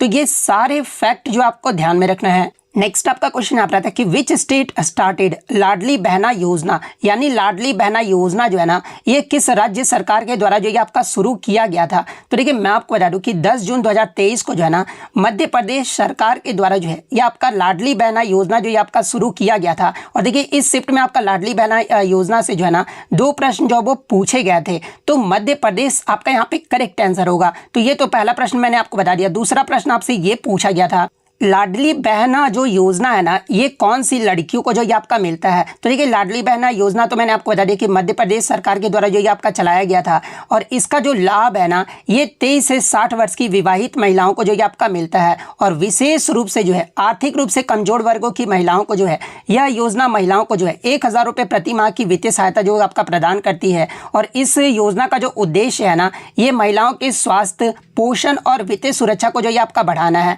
तो ऑप्शन में जिस भी प्रकार से दिया गया होगा वो आपका यहाँ पे करेक्ट आंसर होगा। नेक्स्ट आपका Newton's third law of motion के बारे में आया था कि Newton's third law of motion को जो है क्या कहा जाता है। तो देखिए Newton's third law of motion यानी गति का जो आपका तीसरा जो नियम है ना ये आपका बताता है कि for every action there is an equal and opposite reaction, यानी प्रत्येक क्रिया के लिए जो है एक समान और विपरीत प्रतिक्रिया जो है ना ये आपका गति का तीसरा नियम जो ये आपका बताता है। तो प्रत्येक क्रिया के लिए आपका जो है विपरीत प्रतिक्रिया आपका करेक्ट आंसर होगा। और देखिए थर्ड लॉ की अगर एग्जाम्पल की बात कर ले तो देखिए चलना, यानी जब हम जमीन पर पीछे की ओर जो है ना पैर से बल लगाते हैं तो ये आपका क्रिया हो रहा है, और तो जमीन हम आगे की ओर धक्का देती है तो ये आपका प्रतिक्रिया हो गया। इसलिए हम कह सकते हैं कि ये जो आपका चलना है ना ये आपका न्यूटन के तीसरे नियम का जो ये आपका उदाहरण है। इसके अलावा बंदूक चलाना भी जो ये आपका तीसरा नियम का उदाहरण है। क्यों है उदाहरण? क्योंकि जब बंदूक से गोली आगे की ओर निकलती है तो ये आपका क्रिया हुआ, और बंदूक पीछे की ओर झटका खाती है ना तो ये आपका प्रतिक्रिया हो गया। और इसे ही जो आपका न्यूटन्स का थर्ड लॉ जो आपका एग्जाम्पल जो वो कहा जाता है। नाव से कूदना ये भी आपका एक एग्जाम्पल हो गया। गुब्बारों से हवा निकालना ये भी आपका थर्ड लॉ का एग्जाम्पल हो गया। और रॉकेट का उड़ना ये भी आपका जो है गति के तीसरे नियम का उदाहरण हो गया। तो ये सारे एग्जाम्पल जो आपको ध्यान में रखना है।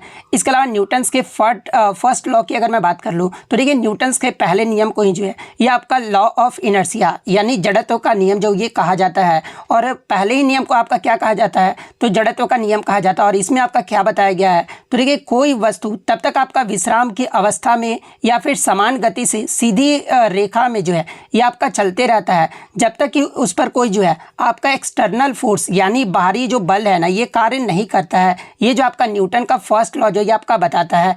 और एग्जाम्पल के तौर पे अगर मैं बात कर लूँ तो देखिए चलती बस में बैठा व्यक्ति जो है ना अचानक की ओर आगे झुकता है जब आपका बस में ब्रेक लगता है। तो ये जो आपका किसका उदाहरण हो गया, तो ये आपका न्यूटन का पहला नियम का जो वो उदाहरण हो गया। और आगे मतलब कि ब्रेक लगने पर आगे जो व्यक्ति है ना ये क्यों झुकता है, क्योंकि उसका शरीर जो है ना गति की स्थिति में बना रहना चाहता है, जिस कारण से जो है ना आदमी जो वो आगे की ओर जो वो झुक जाता है। तो ये सारे फैक्ट जो आपको ध्यान में रखना है। नेक्स्ट आपका क्वेश्चन यहाँ पर आता है कि which region has the highest population density और हैबिटेशन, यानी किस क्षेत्र में जनसंख्या निवास जो है ना ये आपका अधिक है। तो देखिए भारत में जो क्षेत्र जो आपका जनसंख्या निवास जो है ना ये आपका गंगा का मैदानी क्षेत्र या फिर इंडो गैंगेटिक प्लेन में जो है ये आपका जनसंख्या निवास जो ये आपका सबसे अधिक है। तो ऑप्शन में आपका इंडो गैंगेटिक प्लेन जो आपका दिया गया था, तो ये वाला ऑप्शन आपका करेक्ट आंसर होगा।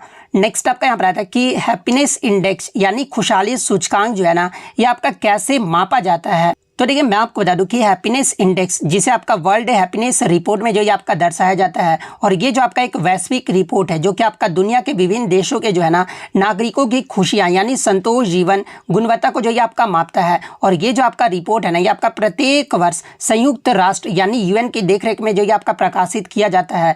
इसके अलावा बात कर ले हैप्पीनेस इंडेक्स यानी खुशहाली सूचकांक जो है ना ये कैसे मापा जाता है। तो देखिए इस सूचकांक में प्रत्येक देश को जो है ना 0 से 10 तक का स्कोर जो ये आपका दिया जाता है। और ये जो आपका स्कोर है ना ये आपका विभिन्न 6 प्रमुख मापदंड यानी पैरामीटर्स पर जो ये आपका आधारित होता है। और वो 6 पैरामीटर्स कौन कौन से हैं, तो पहला आपका जीडीपी पर कैपिटा है यानी प्रति व्यक्ति आय मापदंड से जो है ये आपका जो वो निर्धारित किया जाता है। इसके अलावा दूसरा मापदंड जो ये आपका सोशल सपोर्ट यानी सामाजिक सहयोग हो गया। तीसरा जो आपका मापदंड है ना ये आपका हेल्थी लाइफ एक्सपेक्टेंसी यानी स्वस्थ जीवन प्रत्याशा हो गया। फोर्थ आपका freedom to make life choices यानी अपनी जीवन के निर्णय स्वयं लेने की स्वतंत्रता, ये भी आपका चौथा मापदंड है। पांचवा जो ये आपका जेनरसिटी यानी उदारता है। और सिक्स्थ जो ये आपका परसेप्शंस ऑफ करप्शन यानी भ्रष्टाचार के प्रति धारणा। ये 6 जो है ना आपके मापदंड जो है मापदंड पर जो है ये आपके आधारित हैं। तो ये पॉइंट भी आप ध्यान में रखिएगा। और हैप्पीनेस इंडेक्स के अगर स्कोरिंग सिस्टम यानी अंक कैसे दिए जाते हैं अगर ये बात कर ले तो देखिए प्रत्येक देश के नागरिकों से जो है ना सर्वे के माध्यम से जानकारी जो ये आपका ली जाती है यानी गैलप वर्ल्ड पोल द्वारा जो है ये आपका स्कोरिंग अंक जो वो आपका दिया जाता है। और उनसे ये पूछा जाता है कि वे अपने जीवन को 0 से 10 में कितना संतुष्ट जो वो मानते हैं। फिर उपरोक्त 6 कारकों के अकॉर्डिंग जो है ना ये आपका औसत स्कोर यानी एवरेज स्कोर जो ये आपका बनाया जाता है। तो ऑप्शन में शायद आपका जो यही दिया गया था कि व्यक्तियों से जो वो पूछा जाता है, तो ये वाला ऑप्शन आपका करेक्ट आंसर होगा। इसके अलावा मैं आपको बता दूं कि विश्व हैप्पीनेस इंडेक्स 2025 में भारत की रैंक क्या रही थी। तो देखिए भारत 147 देशों में जो है ना 118वें स्थान पर जो वो रहा था। और 2024 में अगर पूछा जाए तो भारत जो ये आपका 126वें पायदान पे रहा था। तो ये सारे फैक्ट जो आपको ध्यान में रखना है। नेक्स्ट आपका क्वेश्चन यहाँ पर आता है कि which scheduled division of power between union and state यानी भारत में संघ और राज्यों के बीच अधिकारों का जो विभाजन है ना ये आपका किस अनुसूची में जो ये आपका किया गया है। तो देखिए भारत में संघ और राज्यों के बीच अधिकारों का जो विभाजन है ना ये आपका 7वीं अनुसूची में जो ये आपका किया गया है। और किस अनुच्छेद से आपका संबंधित है, तो आपका अनुच्छेद 246 से जो ये आपका संबंधित है।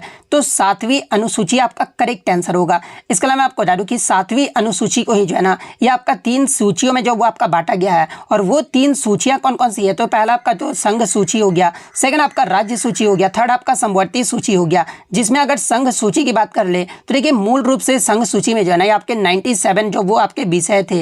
लेकिन अब वर्तमान में अगर पूछा जाए संघ सूची में कितने विषय हैं, तो इसमें आपके 100 विषय हैं। और इस सूची में जो आपका कानून बनाने का जो अधिकार है ये किसके पास है, तो देखिए इस सूची में वर्णित विषयों पर जो कानून बनाने के लिए जो है ना ये केंद्र के पास जो ये आपका विशेष अधिकार है। इसके अलावा अगर राज्य सूची सूची की बात कर ले तो देखिए राज्य सूची में वर्तमान में आपके 61 विषय हैं, लेकिन शुरुआत में राज्य सूची में जो है ना ये आपके 66 विषय थे। और इस पर कानून जो है किसके द्वारा बनाया जाता है तो देखिए राज्य विधानसभाएं जो है ना इस सूची में वर्णित विषयों पर जो वो कानून जो वो बनाते हैं। समवर्ती सूची की बात कर ले तो इसमें जो आपके 52 विषय जो ये आपके शामिल है, और इसमें जो आपका कानून कौन बना सकते हैं तो देखिए दोनों राज्य और केंद्र सरकार जो है ना इस सूची में उल्लेखित कानून जो है बना सकते हैं। तो ये फैक्ट भी आपको ध्यान में रखना है। इसके अलावा अगर अन्य अनुसूचियां की अगर मैं बात कर लूँ तो देखिए चौथी अनुसूची के बारे में अगर पूछा जाए तो ये आपका राज्यों और केंद्र शासित प्रदेशों को जो है राज्यसभा में सीटों का आवंटन से जो ये आपका संबंधित है। छठी अनुसूची के बारे में पूछा जाए तो ये आपका असम, मेघालय, त्रिपुरा और मिजोरम राज्यों में जो है जनजातीय क्षेत्रों के प्रशासन से संबंधित प्रावधान जो ये आपका किया गया है। 9वीं अनुसूची जो ये आपका इसमें केंद्रीय और राज्य कानूनी की सूची जो वो आपका शामिल है, जिन्हें अदालतों में जो है आपका चुनौती नहीं दिया जा सकता। ये जो आपका 9वीं अनुसूची में जो आपका कहा गया है। तो ये सारे फैक्ट जो आपको ध्यान में रखना है। नेक्स्ट आपका क्वेश्चन यहाँ पर आता है कि who has recently been made the new chief election commissioner, यानी हाल ही में जो है किसे भारत का नया मुख्य चुनाव आयुक्त जो ये आपका बनाया गया है। तो देखिए हाल ही में 19 फरवरी 2025 को जो है ना ये ज्ञानेश कुमार को जो है 26वें मुख्य चुनाव आयुक्त के रूप में जो ये आपका बनाया गया है। तो ज्ञानेश कुमार आपका यहाँ पे करेक्ट आंसर होगा। और ज्ञानेश कुमार जो ये किसका स्थान लिए हैं तो ये आपका राजीव कुमार का जो ये आपका स्थान लिए हैं। और राजीव कुमार का जो कार्यकाल है ना ये आपका 18 फरवरी 2025 को जो ये आपका समाप्त हो गया था। तो ये पॉइंट भी आप ध्यान में रखिएगा। इसके अलावा बात कर ले कि मुख्य चुनाव आयुक्त का कार्यकाल कितने वर्षों का होता है तो 6 वर्ष या 65 वर्ष की आयु जो भी पहले हो जाए ना ये जो इनका कार्यकाल होता है। तो ये फैक्ट भी आपको ध्यान में रखना है। नेक्स्ट आपका यहाँ पर आता है कि which structure does an amoeba use to take in food, यानी एमीबा जो है ना भोजन को ग्रहण करने के लिए जो है किस संरचना का उपयोग जो ये आपका करता है। जहाँ से इस प्रकार के ऑप्शन जो आपके दिए गए थे। तो देखिए मैं आपको बता दूं कि एमीबा भोजन ग्रहण करने के लिए ना यानी भोजन को पकड़ने के लिए या फिर ग्रहण करने के लिए जो है ना ये आपका स्यूडोपोडिया यानी आपका कृत्रिम पैर का उपयोग जो ये आपका करता है। और ऑप्शन में आपका स्यूडोपोडिया जो ये आपका दिया गया था। तो स्यूडोपोडिया आपका करेक्ट आंसर होगा। और ये जो आपका प्रक्रिया है ना ये आपका फेगोसाइटोसिस यानी भक्षण क्रिया जो ये आपका कहलाता है। तो ये फैक्ट भी आपको ध्यान में रखना है। नेक्स्ट आपका क्वेश्चन यहाँ पर आया था कि जीएसटी को क्यों लागू किया गया था, या फिर इसका मुख्य उद्देश्य जो है लागू करने का क्या था। ये जो आपसे प्रश्न जो वो पूछा गया था। तो देखिए सबसे पहले तो आप ये जान लीजिए जीएसटी का फुल फॉर्म क्या होता है। तो देखिए इसका जो फुल फॉर्म है ये आपका गुड्स एंड सर्विस टैक्स होता है, जो कि आपका एक अप्रत्यक्ष कर है। और ये जो आपका भारत में 1 जुलाई 2017 को जो है आपका लागू किया गया था। और जीएसटी का जो मुख्य उद्देश्य है ना ये आपका एक देश एक कर और एक बाजार की नीति को जो आपका लागू करना था। इसके अलावा अगर इसके मेन ऑब्जेक्टिव्स यानी मुख्य उद्देश्य की बात कर ले तो ये जो आपका यूनिफॉर्म टैक्स सिस्टम यानी एकीकृत कर प्रणाली ये जो है इसका मुख्य उद्देश्य रहा था लागू। यानी कहने का मतलब ये हुआ कि पूरे देश में एक ही प्रकार का कर लगे ताकि जटिलता जो ये आपका कम हो जाए। सेकंड जो आपका उद्देश्य था ये आपका मल्टी टैक्स सिस्टम को खत्म करना, यानी पहले वैट, फिर आपका excise, service tax, entry tax जैसे कई कर थे, अब जो है आपका सभी को जो है एक ही में जो ये आपका मिला दिया गया है। इसके अलावा जो है आपका कैस्केडिंग टैक्सेस यानी दोहराव करों को भी जो ये आपका समाप्त किया गया है, यानी टैक्स पर टैक्स की समस्या को भी जो है ना इसके तहत जो ये आपका हटाया गया है। इसके अलावा ईज ऑफ डूइंग बिजनेस यानी व्यापार को जो ये आपका सरल बनाया गया है। इसके अलावा काले धन और भ्रष्टाचारों में भी जो आपका कमी जो वो देखने को मिला है। इंक्रीज रेवेन्यू यानी राजस्व में भी जो आपका वृद्धि जो वो देखने को मिला है, इसलिए लागू किया गया था। केंद्र और राज्यों के बीच सहयोग बढ़ाने के लिए भी जो है ना ये आपका जीएसटी जो ये आपका लागू किया गया था। तो इसमें से आपका जो भी ऑप्शन में दिया गया होगा वो आपका करेक्ट आंसर होगा। इसके अलावा बात कर ले इसका नारा यानी स्लोगन जो ये आपका क्या है, तो एक राष्ट्र एक कर एक बाजार यानी वन नेशन वन टैक्स और वन मार्केट, ये जो इसका स्लोगन जो वो रहा था। तो ये सारे फैक्ट जो आपको ध्यान में रखना है। नेक्स्ट आपका क्वेश्चन आता था कि ब्रिक्स का मुख्य उद्देश्य क्या था या फिर इसे क्यों बनाया गया था। इससे आपका जो है ब्रिक्स से जो है ना आज आपके 3 क्वेश्चन जो इस शिफ्ट में जो वो पूछे गए थे। तो देखिए ब्रिक्स की बात कर ले तो देखिए ब्रिक्स एक ऐसा संगठन है जिसमें 5 बड़े उभरते हुए यानी आपके 5 बड़े उभरते हुए देश जो ये आपके शामिल है। और वो देश कौन कौन से हैं तो देखिए नाम से ही आपका स्पष्ट होता है। बी से क्या हो गया तो देखिए बी से जो आपका ब्राजील हो गया। इसके अलावा आर से अगर बात कर ले तो देखिए आर से आपका रसिया, आई से आपका इंडिया, सी से आपका चाइना, एस से आपका साउथ अफ्रीका। और साउथ अफ्रीका जो है ना ब्रिक्स में आपका 2010 में जो ये आपका शामिल हुआ था। इसके अलावा ब्रिक्स को बनाने का जो मुख्य उद्देश्य है ना ये आपका क्या रहा था तो देखिए विकासशील देशों के हितों की रक्षा और वैश्विक मंच पर विकासशील देशों के दबाव को जो ये आपका संतुलित करने के लिए जो है ना ये आपका विकासशील देशों के हितों की रक्षा करने के लिए जो है इसका जो वो गठन जो वो किया गया था। इसके अलावा आर्थिक सहयोग बढ़ाने के लिए जो ये आपका किया गया था, बहुपक्षीय व्यवस्था को सुधारने के लिए जो ये आपका किया गया था, नई वित्तीय संस्थाओं की स्थापना के लिए जो इसका गठन जो वो किया गया था, जैसे कि एनडीबी, इसके अलावा सीआरए, ताकि जो आपका वर्ल्ड बैंक पर जो है ना ये आपका निर्भरता जो वो कम हो सके। इसके अलावा सामाजिक और तकनीकी विकास के लिए भी जो इसका गठन जो वो किया गया था। शांति और सुरक्षा, आतंकवाद, इसके अलावा साइबर सुरक्षा और वैश्विक शांति पर मिलकर कार्य करने के लिए जो है ना इसका गठन जो वो किया गया था। इसके अलावा ब्रिक की जो शुरुआत है ना, पहले इसका नाम मैं आपको बता दूं कि ब्रिक था, ठीक है। ब्रिक की जो शुरुआत है आपका 2006 में इसकी शुरुआत किया गया था और इसका जो पहला सम्मेलन है आपका 2009 में हुआ था। लेकिन साउथ अफ्रीका 2010 में जुड़ने के बाद जो है ना इसका जो पूरा नाम है ये आपका ब्रिक्स जो ये आपका हो गया था। और इसका अगर नारा या फिर संदेश के बारे में पूछा जाए तो ये आपका क्या रहा था, तो ये आपका इक्विटेबल वर्ल्ड ऑर्डर रहा था, यानी समान और न्यायपूर्ण विश्व व्यवस्था बनाना, ये जो इसका नारा या फिर संदेश रहा था। तो ये सारे फैक्ट जो आपको ध्यान में रखना है। नेक्स्ट आपका क्वेश्चन यहाँ पर आता है कि which of the following forts belonged to Rajput kings, यानी निम्नलिखित में से कौन सा किला जो है ना राजपूत राजाओं का है, जहाँ पे ऑप्शन जो आपका इस प्रकार से जो ये आपका दिया गया था।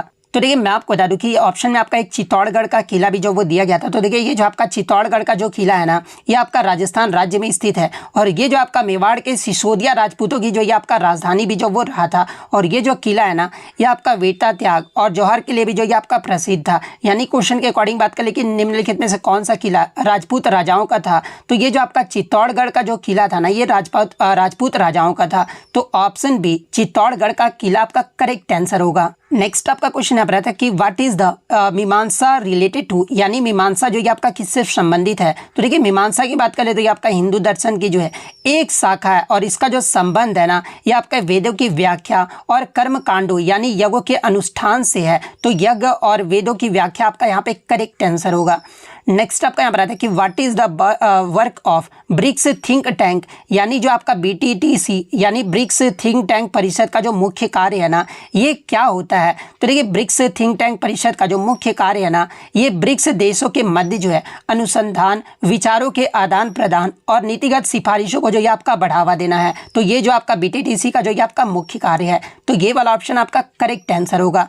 नेक्स्ट आपका क्वेश्चन यहाँ पर आता है कि how do unicellular organism gate their food, यानी एक कोश के जीव अपना भोजन जो है ना ये कैसे प्राप्त करते हैं। और क्वेश्चन में आपका अमीबा के बारे में जो वो पूछा गया था। तो देखिए मैंने आपको पहले भी बताया कि अमीबा जो है एक आपका एक कोशिकीय प्राणी है और ये जो आपका कूटपादों यानी सीडोपोडिया की सहायता से जो है ना अपना भोजन जो वो आपके ग्रहण करते हैं। और ये जो भोजन है ना ये आपका खाद्य रिक्तिका यानी फूड वैक्यूल में जो ये आपका संग्रह होता है और खाद्य रिक्तिका में जो है ना भोजन का पाचन भी जो ये आपका होता है, जहाँ से पचे हुए भोजन के कण जो है ना कोशिका के कोशिका द्रव्य में जो ये आपके विसरी जो है वो हो जाते हैं। तो ऑप्शन में आपका सीडोपोडिया जो वो दिया गया था, तो सीडोपोडिया आपका करेक्ट आंसर होगा।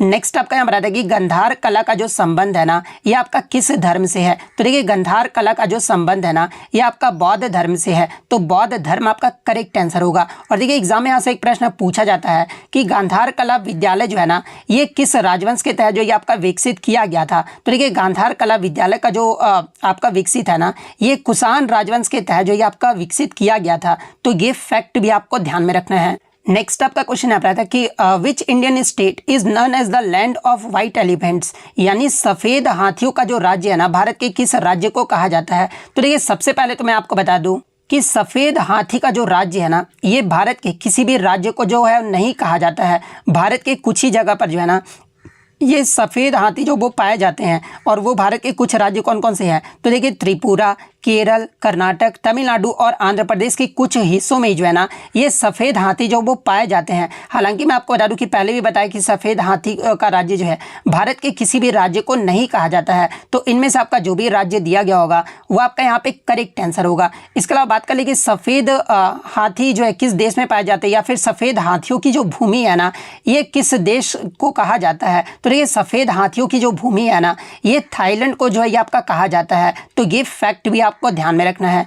नेक्स्ट आपका क्वेश्चन यहाँ पर आया था कि what are asteroids made of, यानी क्षुद्र ग्रह जो है ना ये किसके बने होते हैं। तो देखिए क्षुद्र ग्रह की बात कर ले तो ये जो आपका मुख्य रूप से जो है ना आपके रॉक, मेटल्स एंड डस्ट, यानी चट्टान, धातु और धूल से जो ये आपके बने होते हैं। तो ये वाला ऑप्शन आपका करेक्ट आंसर होगा।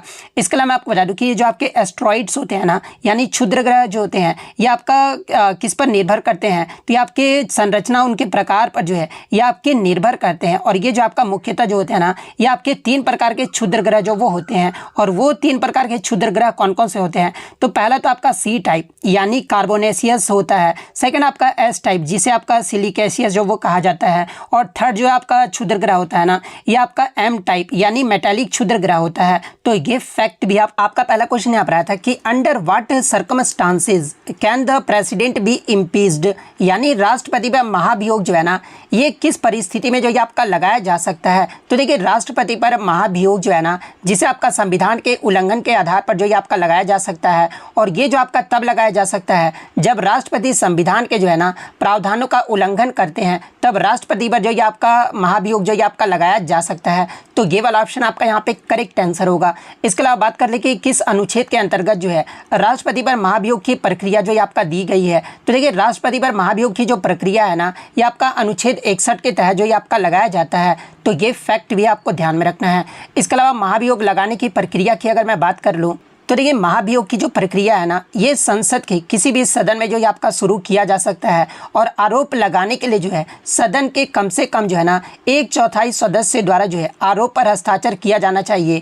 और राष्ट्रपति को जो है ये आपका 14 दिनों का नोटिस भी जो ये आपका दिया जाना चाहिए। यदि आरोप जो आपका लगाने वाला सदन आरोपों को अपनी कुल सदस्यता के जो है ना कम से कम 2/3 बहुमत से आपका पारित करता है तो आरोप जो ये आपका दूसरे सदन को जो है आपका भेज दिया जाता है, जो कि आरोपों की जो वो जांच करता है या फिर जांच जो है करवाया जाता है। यदि दूसरा सदन भी जो है आरोपों को अपनी कुल सदस्यता के जो है ना कम से कम 2/3 बहुमत से आपका पारित करता है तो राष्ट्रपति को उनके पद से जो ये आपका महाभियोग के माध्यम से जो है ये आपका हटा दिया जाता है। तो ये महाभियोग लगाने की प्रक्रिया भी जो है आप जरूर ध्यान में रखिएगा।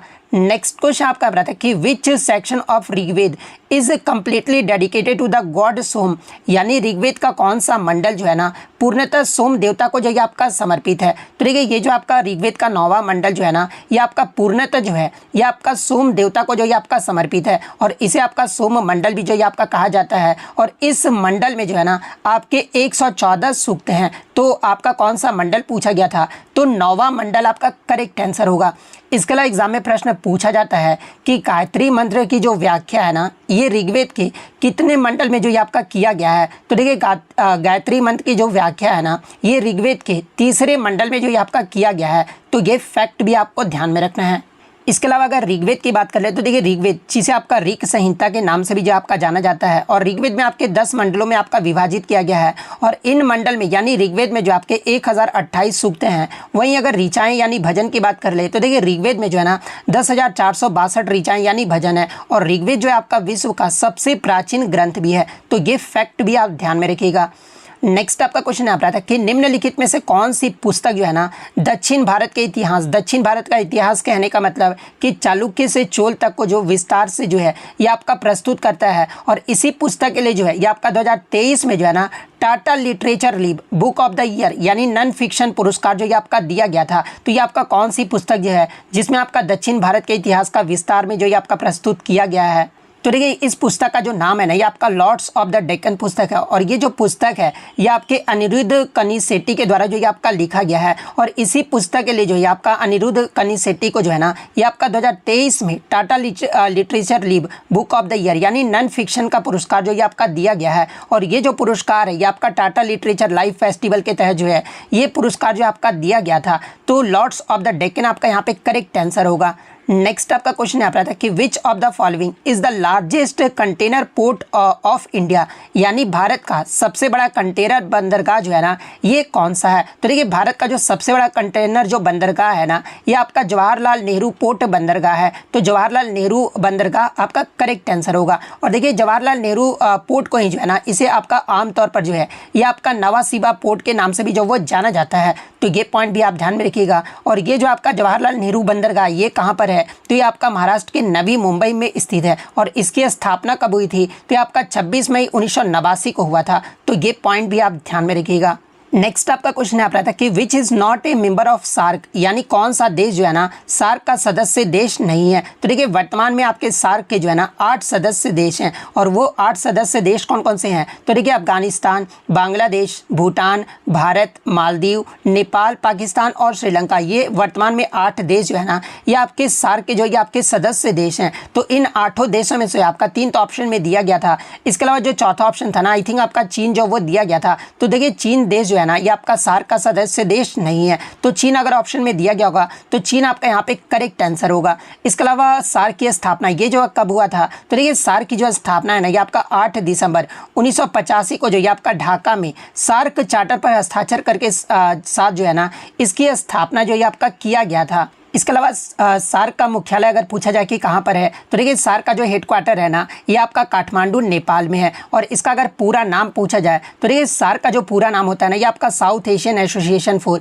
रीजनल कॉपरेशन होता है, यानी अगर हिंदी में बात कर ले तो दक्षिण एशियाई क्षेत्रीय सहयोग संघ जो है इसका फुल फॉर्म होता है। और इसका उद्देश्य क्या है तो देखिए सार्क का जो उद्देश्य है ना ये दक्षिण एशिया के लोगों को जो है कल्याण को बढ़ावा देना और उनकी आर्थिक वृद्धि में जो है आपका तेजी लाना है। इसके अलावा एग्जाम में यहाँ से एक प्रश्न पूछा जाता है कि 2007 में जो है आपका सार्क का न्यूनतम सदस्य देश जो है ना ये कौन सा बना था। तो देखिए 2007 के 14वें वार्षिक शिखर सम्मेलन में जो है ना अफगानिस्तान देश जो है ये आपका सार्क का सबसे नया सदस्य देश जो है आपका बना था। तो ये सारे फैक्ट जो आपको ध्यान में रखना है। नेक्स्ट क्वेश्चन आपका यहाँ पर आता है कि राइबोसोम का जो कार्य है ना वो आपसे पूछा गया था। तो देखिए राइबोसोम का कार्य क्या होता है तो ये आपका प्रोटीन सिंथेसाइज, यानी प्रोटीन को जो ये आपका संश्लेषण जो ये आपका करता है, यानी कोशिका में जो है प्रोटीन निर्माण के लिए आपका कौन जिम्मेदार होता है तो ये आपका राइबोसोम ही होता है। और प्रोटीन की फैक्ट्री जो है ये आपका राइबोसोम को ही जो है आपका कहा जाता है। तो ये वाला ऑप्शन आपका दिया गया था प्रोटीन सिंथेसिस, तो प्रोटीन संश्लेषण आपका करेक्ट आंसर होगा।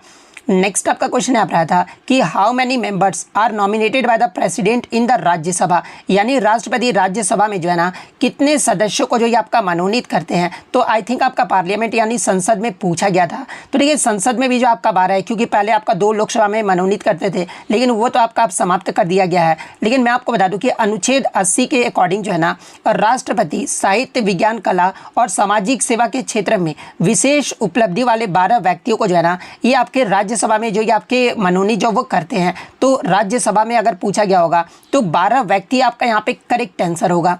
नेक्स्ट आपका क्वेश्चन यहाँ पर आता है कि what type of buildings were build in the architecture of the Mughal period, यानी मुगल काल के वास्तुकला में जो है ना किस प्रकार की इमारतें जो ये आपका बनाई गई थी। तो देखिए मुगल काल के वास्तुकला में जो है ना आपके जो किले थे या आपके वास्तुकाल में जो है ये आपके किले, मकबरे, मस्जिद, महल और बगीचे जैसे जो है विभिन्न प्रकार की इमारतें जो ये आपका बनाई गई थी। और इन इमारतों में जो है ना ये आपका भारतीय, फारसी और तुर्की शैली का मिश्रण जो वो आपको देखने को मिलता है, जिसमें आपका लाल बलुआ पत्थर और सफ़ेद संगमरमर का उपयोग जो ये आपका किया गया था। तो ये वाला ऑप्शन आपका करेक्ट आंसर होगा।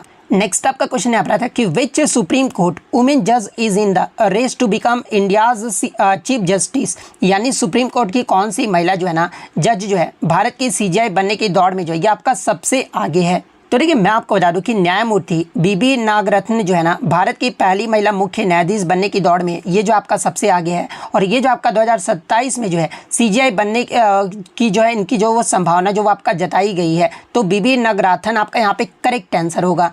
नेक्स्ट आपका क्वेश्चन यहाँ पर आता है कि बिम्स्टेक की स्थापना ये जो है कब हुआ था। ये क्वेश्चन में थोड़ा सा डाउटफुल है। किसी बच्चे ने बताया कि 1995 में जो है किस संगठन की स्थापना किया गया था। तो ऑप्शन में आई थिंक आपका बिम्स्टेक भी जो वो आपका दिया गया था। तो ये क्वेश्चन मैं थोड़ा सा डाउटफुल ही रखता हूँ, 50-50 रखता हूँ कि हो सकता है पूछा भी गया हो। लेकिन नॉलेज के लिए मैं आपको बता देता हूँ कि बिम्स्टेक की जो स्थापना है ना ये आपका 6 जून 1997 को हुआ था। तो अगर ये प्रश्न पूछा गया था तो 6 जून 1997 आपका करेक्ट आंसर होगा। और देखिए बिम्स्टेक का जो प्रारंभिक नाम है ना, यानी शुरुआत में जो इसका नाम था ये आपका बिस्टेक था। और बिस्टेक मतलब कहने का मतलब कि Bangladesh, India, Sri Lanka, Thailand economics cooperation जो इसका प्रारंभिक में नाम था।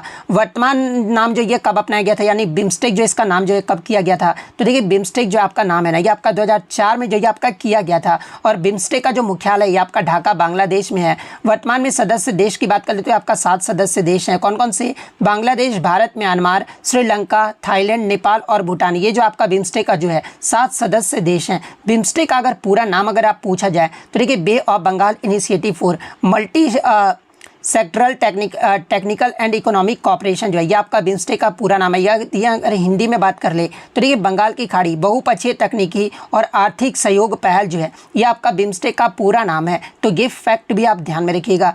नेक्स्ट आपका क्वेश्चन आ रहा था कि which financial scheme is beneficial to farmers, यानी कौन सी वित्तीय योजना जो है ना किसानों के लिए जो है आपका फ़ायदेमंद है। तो देखिए किसानों के लिए जो है कई वित्तीय योजनाएं जो है, जिनमें से कुछ प्रमुख योजनाओं की अगर बात कर ले तो देखिए प्रधानमंत्री किसान सम्मान निधि योजना, प्रधानमंत्री फसल बीमा योजना और ब्याज सहायता योजना। ये जो आपकी योजनाएं हैं ना किसान को वित्तीय सहायता, इसके अलावा फसल बीमा और ऋण सहायता जो है आपके प्रदान करते हैं। तो ऑप्शन में आपका प्रधानमंत्री किसान सम्मान निधि योजना दिया गया था। तो ये वाला ऑप्शन आपका यहाँ पे करेक्ट आंसर होगा। और देखिए इससे प्रीवियस शिफ्ट में यहाँ से पूछा गया था कि प्रधानमंत्री किसान सम्मान निधि योजना के तहत जो है ना सालाना जो है किसानों को कितनी राशि जो ये आपका दी जाती है। तो देखिए ये जो आपका इस योजना, ये जो योजना है ना ये छोटे और सीमांत किसानों को जो है वित्तीय सहायता जो है आपका प्रदान करती है, जिसमें प्रत्येक वर्ष जो है ना ये आपका 6,000 रुपये की राशि जो है 2,000 रुपये के 3 किस्तों में जो ये आपका दिया जाता है, यानी सालाना जो है ये आपका 6,000 रुपये जो वो आपका दिया जाता है। तो ये फैक्ट भी आपको ध्यान में रखना है। नेक्स्ट आपका क्वेश्चन यहाँ पर आया था कि मैच द फॉलोइंग से आया था, जहाँ पर एक आपका पूछा गया था कि 2023 का जो FIH पुरुष हॉकी जो आपका विश्व कप है ना ये कहाँ पर आयोजित किया गया था, उसका मिलान करना था। तो देखिए 2023 का FIH पुरुष हॉकी विश्व कप जो है ना ये आपका भुवनेश्वर और राउरकेला यानी उड़ीसा के भुवनेश्वर और राउरकेला में जो है यह आपका आयोजित किया गया था। तो इनमें से आपका जिस प्रकार से आपने मिलान किया होगा उनका यहाँ पे करेक्ट आंसर होगा। नेक्स्ट आपका क्वेश्चन आ रहा था कि what do you understand by revenue deficit, यानी राजस्व घाटा से जो है ना आप क्या समझते हैं। तो देखिए राजस्व घाटा आपका तब होता है ना जब सरकार की राजस्व प्राप्तियां यानी रेवेन्यू रिसिप्ट जो है उसकी राजस्व व्यय यानी रेवेन्यू एक्सपेंडिचर से आपका कम होता है। यानी सरकार अपनी आमदनी यानी टैक्स व अन्य स्रोतों से जो है ना अपनी रोजमर्रा खर्चे की कहने का मतलब कि तनख्वाह, सब्सिडी, ब्याज, इन सब में जो है ना पूरी जो वो आपका नहीं कर पाता, जिसके कारण आपका राजस्व घाटा जो ये आपका होता है। तो ये वाला ऑप्शन आपका करेक्ट आंसर होगा। नेक्स्ट आपका क्वेश्चन आ रहा था कि when inflation rises what does RBI typically implement with monetary policy, यानी जब मुद्रास्फीति बढ़ती है ना तो RBI आमतौर पर जो है मौद्रिक नीति के साथ जो है आपका क्या लागू करता है। तो देखिए मैं आपको बता दूं कि जब मुद्रास्फीति बढ़ती है ना तो भारतीय रिजर्व बैंक यानी RBI जो ये आपका आमतौर पर मौद्रिक नीति को जो ये आपका सख्त करता है। इसका मतलब ये हुआ कि RBI जो है ना ब्याज दरों में जो है आपका वृद्धि करता है, जैसे कि रेपो दर में आपका वृद्धि करता है। इसके अलावा जिससे आपका उधार लेना जो है आपका महंगा हो जाता है। तो इनमें से आपका जो भी ऑप्शन में दिया गया होगा वो आपका करेक्ट आंसर होगा। नेक्स्ट आपका क्वेश्चन यहाँ पर आता है कि किस संगठन की जो स्थापना है ना ये आपका वर्ष 1995 में हुआ था। तो देखिए वर्ष 1995 में जो है ये आपका वर्ल्ड ट्रेड ऑर्गेनाइजेशन की जो स्थापना है ना ये आपका 1 जून 1995 को हुआ था, यानी विश्व व्यापार संगठन की जो स्थापना है ये आपका 1995 में हुआ था। तो ऑप्शन में आपका वर्ल्ड ट्रेड ऑर्गेनाइजेशन दिया गया था। तो WTO आपका यहाँ पे करेक्ट आंसर होगा। इसके अलावा मैं आपको बता दूं कि WTO जो है ना एक आपका अंतर्राष्ट्रीय संगठन है जो कि आपका वैश्विक व्यापार के नियमों को जो है आपका निर्धारित करता है और सदस्य देशों के बीच जो है व्यापार विवादों को सुलझाने में भी जो है ये आपका मदद करता है। तो ये फैक्ट भी आप ध्यान में रखिएगा। नेक्स्ट आपका क्वेश्चन यहाँ पर आता है कि जन शब्द जो अक्सर ऋग्वेद में आता है उसका अर्थ जो वो पूछा गया था। तो देखिए ऋग्वेद में जन का जो अर्थ होता है ना ये आपका रिलेटिव्स यानी कुटुंब या फिर रिश्तेदार होता है। तो ऑप्शन में आपका रिलेटिव्स जो वो दिया गया था। तो रिलेटिव आपका यहाँ पे करेक्ट आंसर होगा। नेक्स्ट की who wrote the book discovery of India, यानी डिस्कवरी ऑफ इंडिया ये जो पुस्तक है ना ये किसके द्वारा जो कि आपका लिखा गया है। तो देखिए डिस्कवरी ऑफ इंडिया ये जो पुस्तक है ना ये पंडित जवाहरलाल नेहरू के द्वारा जो ये आपका लिखा गया है। तो पंडित जवाहरलाल नेहरू आपका यहाँ पे करेक्ट आंसर होगा। इसके अलावा एग्जाम में पूछा जाता है कि पंडित जवाहरलाल नेहरू के द्वारा ये जो आपका पुस्तक है ना ये आपका किस वर्ष में और किस जेल में जो ये आपका लिखा गया था। तो देखिए पंडित जवाहरलाल नेहरू के द्वारा जो ये जो आपका डिस्कवरी ऑफ इंडिया नाम जो पुस्तक है ना ये आपका वर्ष 1944 में जो है ये आपका अहमदनगर की जेल में जो ये आपका लिखा गया था। तो ये फैक्ट भी आपको ध्यान में रखना है। इसके अलावा अगर गीतांजलि पुस्तक के बारे में पूछा जाए तो देखिए गीतांजलि जो पुस्तक है ना ये रविन्द्रनाथ टैगोर के द्वारा जो ये आपका लिखा गया था। प्लेइंग इट माई वे के बारे में अगर पूछा जाए तो देखिए प्लेइंग इट माई वे ये जो आपका सचिन तेंदुलकर की जो वो ऑटोबायोग्राफी है। हाफ गर्लफ्रेंड के बारे में पूछा जाए तो ये आपका चेतन भगत के द्वारा जो ये आपका लिखा गया था। गीता रहस्य नामक पुस्तक जो है ना ये आपका बाल गंगाधर तिलक के द्वारा लिखा गया था। द कैंडिडेट पुस्तक के लेखक जो है ये आपके अनिरुद्ध भट्टाचार्य हैं। One life is not enough ये जो पुस्तक है ना ये नटवर सिंह के द्वारा जो ये आपका लिखा गया था। ए बिलियन इज इनफ ये जो पुस्तक है ना ये आपके अशोक गुप्ता के द्वारा जो ये आपका लिखा गया था। इकोनॉमिक नाइटमेयर ऑफ इंडिया ये जो आपका चौधरी चरण सिंह के द्वारा जो ये आपका लिखा गया था। A bunch of old letters ये भी आपका पंडित जवाहरलाल नेहरू के द्वारा लिखा गया था। बर्थ ऑफ सिनेमा ये जो आपका गोपाल कृष्ण के द्वारा जो ये आपका लिखा गया था। A guide to provide equity ये जो पुस्तक है ना ये आपके नेहा भुवानिया के द्वारा जो ये आपका लिखा गया था। इसके अलावा बात कर ले चिदम्बरा पुस्तक के लेखक के बारे में पूछा जाए तो ये आपके सुमित्रानंद पंत के द्वारा जो ये आपका लिखा गया था। कामायनी पुस्तक के लेखक जो है ये आपके जयशंकर प्रसाद थे। यामा पुस्तक के जो लेखक है ना ये आपके महादेवी वर्मा थी। तो ये सारे फैक्ट जो आपको ध्यान में रखना है। नेक्स्ट आपका क्वेश्चन यहाँ पर आता है कि who is the author of the book the guide यानी द गाइड पुस्तक के लेखक कौन है। अब आप ही बताइए कल के एक्स्ट्रा फैक्ट में जो है ये दोनों क्वेश्चन मैंने आपको करवाया था या फिर नहीं करवाया था। तो देखिए द गाइड पुस्तक के जो लेखक है ना ये आपके R.K. नारायण है। और R.K. नारायण जी के द्वारा जो है ना ये आपका पुस्तक जो है 1958 में जो ये आपका लिखा गया था जो कि आपका एक अंग्रेजी उपन्यास था। तो R.K. नारायण आपका करेक्ट आंसर होगा। R.K. नारायण के द्वारा कुछ लिखी गई अगर अन्य पुस्तकों की अगर मैं बात कर लूँ तो देखिए स्वामी एंड फ्रेंड्स, इसके अलावा the bachelor of arts, the dark room, इसके अलावा the English teacher, the guide, Malgudi days ये सारे जो पुस्तक है ना ये R.K. नारायण जी के द्वारा जो ये आपके लिखे गए हैं। तो ये सारे फैक्ट जो आपको ध्यान में रखना है। नेक्स्ट आपका यहाँ पर आता है कि what is the article 89 related to यानी अनुच्छेद 89 जो है ना ये आपका किससे संबंधित है। तो देखिए अनुच्छेद 89 की बात कर लें तो ये जो आपका राज्यसभा के सभापति और उप सभापति से जो ये आपका संबंधित है। और ये जो आपका अनुच्छेद 89 जो है ना ये आपका उपबंध करता है कि भारत का उपराष्ट्रपति जो है ना ये राज्यसभा का जो ये आपका पदेन सभापति होगा। और राज्यसभा अपने सदस्यों में से जो है ना किसी एक को जो है ये आपका उपसभापति जो वो चुनेंगे। ये जो आपका अनुच्छेद 89 में जो ये आपका कहा गया है। तो ये वाला ऑप्शन आपका करेक्ट आंसर होगा। इसके अलावा अनुच्छेद 89 के क्लोज 1 में आपका ये कहा गया है कि भारत का उपराष्ट्रपति जो है ना ये राज्यसभा का पदेन सभापति होगा। यानी एग्जाम में अगर पूछा जाए कि राज्यसभा का पदेन सभापति जो है ये कौन होता है तो ये आपका उपराष्ट्रपति होता है। और किस अनुच्छेद में आपका कहा गया है तो ये आपका आर्टिकल 89 में जो ये आपका कहा गया है। आर्टिकल 89 के क्लोज 2 में आपका ये कहा गया है कि राज्यसभा अपने सदस्यों में से किसी एक को जो है उपसभापति चुनेगी। जब उपसभापति का जो पद है ना ये आपका रिक्त होता है तो राज्यसभा जो है किसी अन्य सदस्यों को जो है ना ये आपका उपसभापति जो वो चुनता है। तो ये आपका आर्टिकल 89 के क्लोज 2 में जो ये आपका कहा गया है। तो ये पॉइंट भी आपको ध्यान में रखना है। नेक्स्ट आपका क्वेश्चन आता है कि which state will host the Khelo India youth games 2022 यानी खेलो इंडिया यूथ गेम्स 2022 जो है ना ये आपका किस राज्य में हुआ था। तो देखिए मैं आपको बता दूं कि खेलो इंडिया यूथ गेम्स का जो पहला संस्करण है ये आपका वर्ष 2018 में हुआ था। और पहला जो संस्करण है ना ये आपका दिल्ली में आयोजित किया गया था। दूसरा संस्करण आपका 2019 में जो है महाराष्ट्र के पुणे में जो ये आपका आयोजित किया गया था। तीसरा संस्करण 2020 में जो है ये आपका असम गुवाहाटी में आयोजित किया गया था। चौथा संस्करण जो है आपका 2021 में ना होकर मैं आपको बता दूं कि कोविड-19 के कारण जो है ना चौथा जो संस्करण है ये आपका जून 2022 में हुआ था। और जून 2022 में जो है ना ये आपका हरियाणा के पंचकुला में आयोजित किया गया था। तो ये तो आपका 2021 वाला था लेकिन 2022 में आयोजित किया गया था। तो अगर ऑप्शन में आपका हरियाणा का पंचकुला दिया गया होगा तो फिर आपका ये तो आपका करेक्ट आंसर होगा। लेकिन 2022 वाला आपका 2023 में हुआ था। और ये जो आपका 5वां संस्करण था और ये जो आपका जनवरी फरवरी 2023 में जो है ना ये आपका मध्य प्रदेश राज्य में आयोजित किया गया था। तो शायद आपसे यही वाला पूछा गया था 5वां संस्करण के बारे में। तो मध्य प्रदेश आपका करेक्ट आंसर होगा। छठवां संस्करण जो है आपका 2024 में हुआ था। और ये जो आपका कहाँ पर तो तमिलनाडु में आयोजित किया गया था। और तमिलनाडु के 4 शहरों में जो है ये आपका आयोजित किया गया था। इसके अलावा 7वां संस्करण के बारे में अगर पूछा जाए तो देखिए 7वां संस्करण जो है ना ये आपका बिहार राज्य में जो ये आपका आयोजित किया गया था। लेकिन कुछ आपका गेम्स जो है ना ये आपका दिल्ली में भी जो वो आयोजित किए गए थे। लेकिन पार्टिकुलरली जो ये आपका बिहार में ही जो है ये आपका आयोजित किया गया था। नेक्स्ट आपका क्वेश्चन यहाँ पर आता है कि प्रधानमंत्री उज्ज्वला योजना इज रिलेटेड टू, यानी प्रधानमंत्री उज्ज्वला योजना जो है ना ये आपका किससे संबंधित है। तो देखिए प्रधानमंत्री उज्ज्वला योजना की बात कर ले तो ये जो आपका गरीब महिलाओं को जो है ना निःशुल्क रसोई गैस यानी एलपीजी कनेक्शन प्रदान करने से जो ये आपका संबंधित है। तो एलपीजी कनेक्शन आपका यहाँ पे करेक्ट आंसर होगा।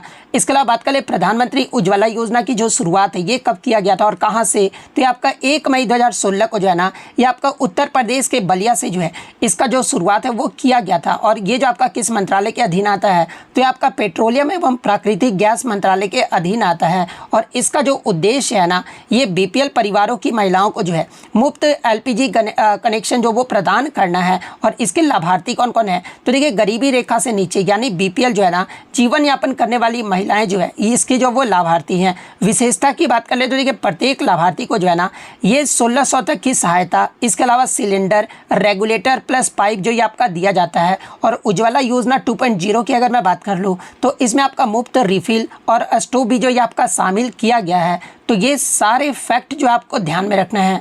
नेक्स्ट आपका क्वेश्चन यहाँ पर आता है कि how much rupees do farmers get annually under Pradhanmantri Kisan योजना, यानी प्रधानमंत्री किसान सम्मान निधि योजना में जो है ना किसानों को सालाना जो है ये कितने रुपए का जो वो लाभ होता है। तो देखिए मैं आपको बता दूं कि प्रधानमंत्री किसान सम्मान निधि योजना के अंतर्गत जो है ना किसान परिवारों को जो है प्रत्येक वर्ष 6000 की आर्थिक सहायता जो ये आपका दी जाती है। और ये जो आपका 3 बराबर किस्तों में जो है आपका सीधे उनके आधार युक्त बैंकों खातों में जो है आपका ट्रांसफ़र किया जाता है। और 3 बराबर किस्तों कहने का मतलब कि 2000 ये जो आपका 3 किस्तों में जो है ना ये आपका बैंक में जो वो ट्रांसफ़र किया जाता है। तो 6000 ऑप्शन में आपका दिया गया था, तो 6000 आपका करेक्ट आंसर होगा। नेक्स्ट आपका क्वेश्चन यहाँ पर आता है कि which of the following breaks down dead plants and animals, यानी निम्नलिखित में से कौन जो है ना मृत पौधे और जानवरों को जो ये आपका तोड़ता है। तो देखिए मैं आपको बता दूं कि मृत पौधे और जानवरों को जो तोड़ता है ना ये आपका अपघटक यानी डिकम्पोजर्स जो है ये आपके तोड़ते हैं। तो डिकम्पोजर्स आपका यहाँ पे करेक्ट आंसर होगा। इसके अलावा डिकम्पोजर्स की अगर मैं बात कर लूँ तो ये जो आपके एक सूक्ष्म जीव होते हैं जो कि मृत कार्बनिक पदार्थों को जो है ये आपके सरल पदार्थों में जो ये आपके तोड़ देते हैं, जिसके कारण पोषक तत्वों को जो है ना ये आपका पुनर्चक्रण होता है। और इसके अगर एग्जाम्पल की बात कर ले कि डिकम्पोजर्स में कौन कौन आ जाते हैं, तो देखिए कवक और बैक्टीरिया जो है ना ये आपके मृत पौधे और जानवरों के अवशेषों को तोड़कर जो है ना उन्हें आपका ह्यूमस नामक कार्बनिक पदार्थ में जो ये आपके बदल देते हैं। तो ये सारे फैक्ट जो आपको ध्यान में रखना है। तो डिकम्पोजर्स आपका करेक्ट आंसर होगा। नेक्स्ट आपका क्वेश्चन यहाँ पर आता है कि what is the most populous state according to 2011 census, यानी 2011 की जनगणना के अनुसार सबसे अधिक जनसंख्या वाला राज्य जो ये पूछा गया था। तो देखिए 2011 की जनगणना के अनुसार सबसे अधिक जनसंख्या वाला जो राज्य है ना ये आपका उत्तर प्रदेश है। उत्तर प्रदेश का जो जनसंख्या 2011 के अकॉर्डिंग जो है ये आपका 199.5 मिलियन रहा था, यानी 19.95 करोड़ जो है ये आपका 2011 की जनगणना में उत्तर प्रदेश का जनसंख्या जो वो देखने को मिला था। और सबसे कम जनसंख्या वाला राज्य अगर पूछा जाए तो ये आपका सिक्किम राज्य रहा था। इसके अलावा अगर क्षेत्रफल की दृष्टि से सबसे बड़ा राज्य अगर पूछा जाए तो ये आपका राजस्थान राज्य है। और छोटा राज्य अगर क्षेत्रफल की दृष्टि से पूछा जाए तो ये आपका गोवा राज्य है। अब बहुत सारे बच्चे बोलेंगे कि सर ये आप इतना ईजी लेवल का क्वेश्चन पूछा जा रहा है। तो देखिए मैं आपको बता दूं कि ये जो आपका 10th लेवल का एग्जाम है, जो आपका फर्स्ट शिफ्ट का एग्जाम हो रहा है ना ये आपका 10th लेवल का हो रहा है। उसके बाद जो आपका सेकंड शिफ्ट हो रहा है ये आपका 12th लेवल का हो रहा है। और जो आपका थर्ड शिफ्ट का एग्जाम हो रहा है ना ये आपका ग्रेजुएशन लेवल का देखने को मिल रहा है। तो 10th लेवल में तो आपका यही आप एक्सपेक्ट करोगे ना कि क्वेश्चन इसी प्रकार से जो वो पूछा जाएगा। तो एमटीएस वाले जो वो ले सकते हैं इस क्वेश्चन को। नेक्स्ट आपका क्वेश्चन यहाँ पर आता है कि IMEC में जो है ना कौन कौन से देश जो ये आपके शामिल है। तो देखिए सबसे पहले तो आप ये जान लीजिए IMEC का फुल फॉर्म क्या होता है। तो देखिए इसका जो फुल फॉर्म है ना ये आपका India middle east Europe economic corridor होता है। और इसमें आपके मुख्य रूप से जो है ना भारत, संयुक्त अरब अमीरात, सऊदी अरब, फ्रांस, जर्मनी, इटली, यूरोपीय संघ और अमेरिका जो ये आपका शामिल है। इसके अतिरिक्त मैं आपको बता दूँ कि जॉर्डन और इजराइल भी जो है ना इस गलियारे का जो ये आपका हिस्सा है जो इस पर इस और अधिक जो आपका व्यापक जो ये आपका बनाता है। तो इनमें से आपका जो भी ऑप्शन में दिया गया होगा वो आपका करेक्ट आंसर होगा।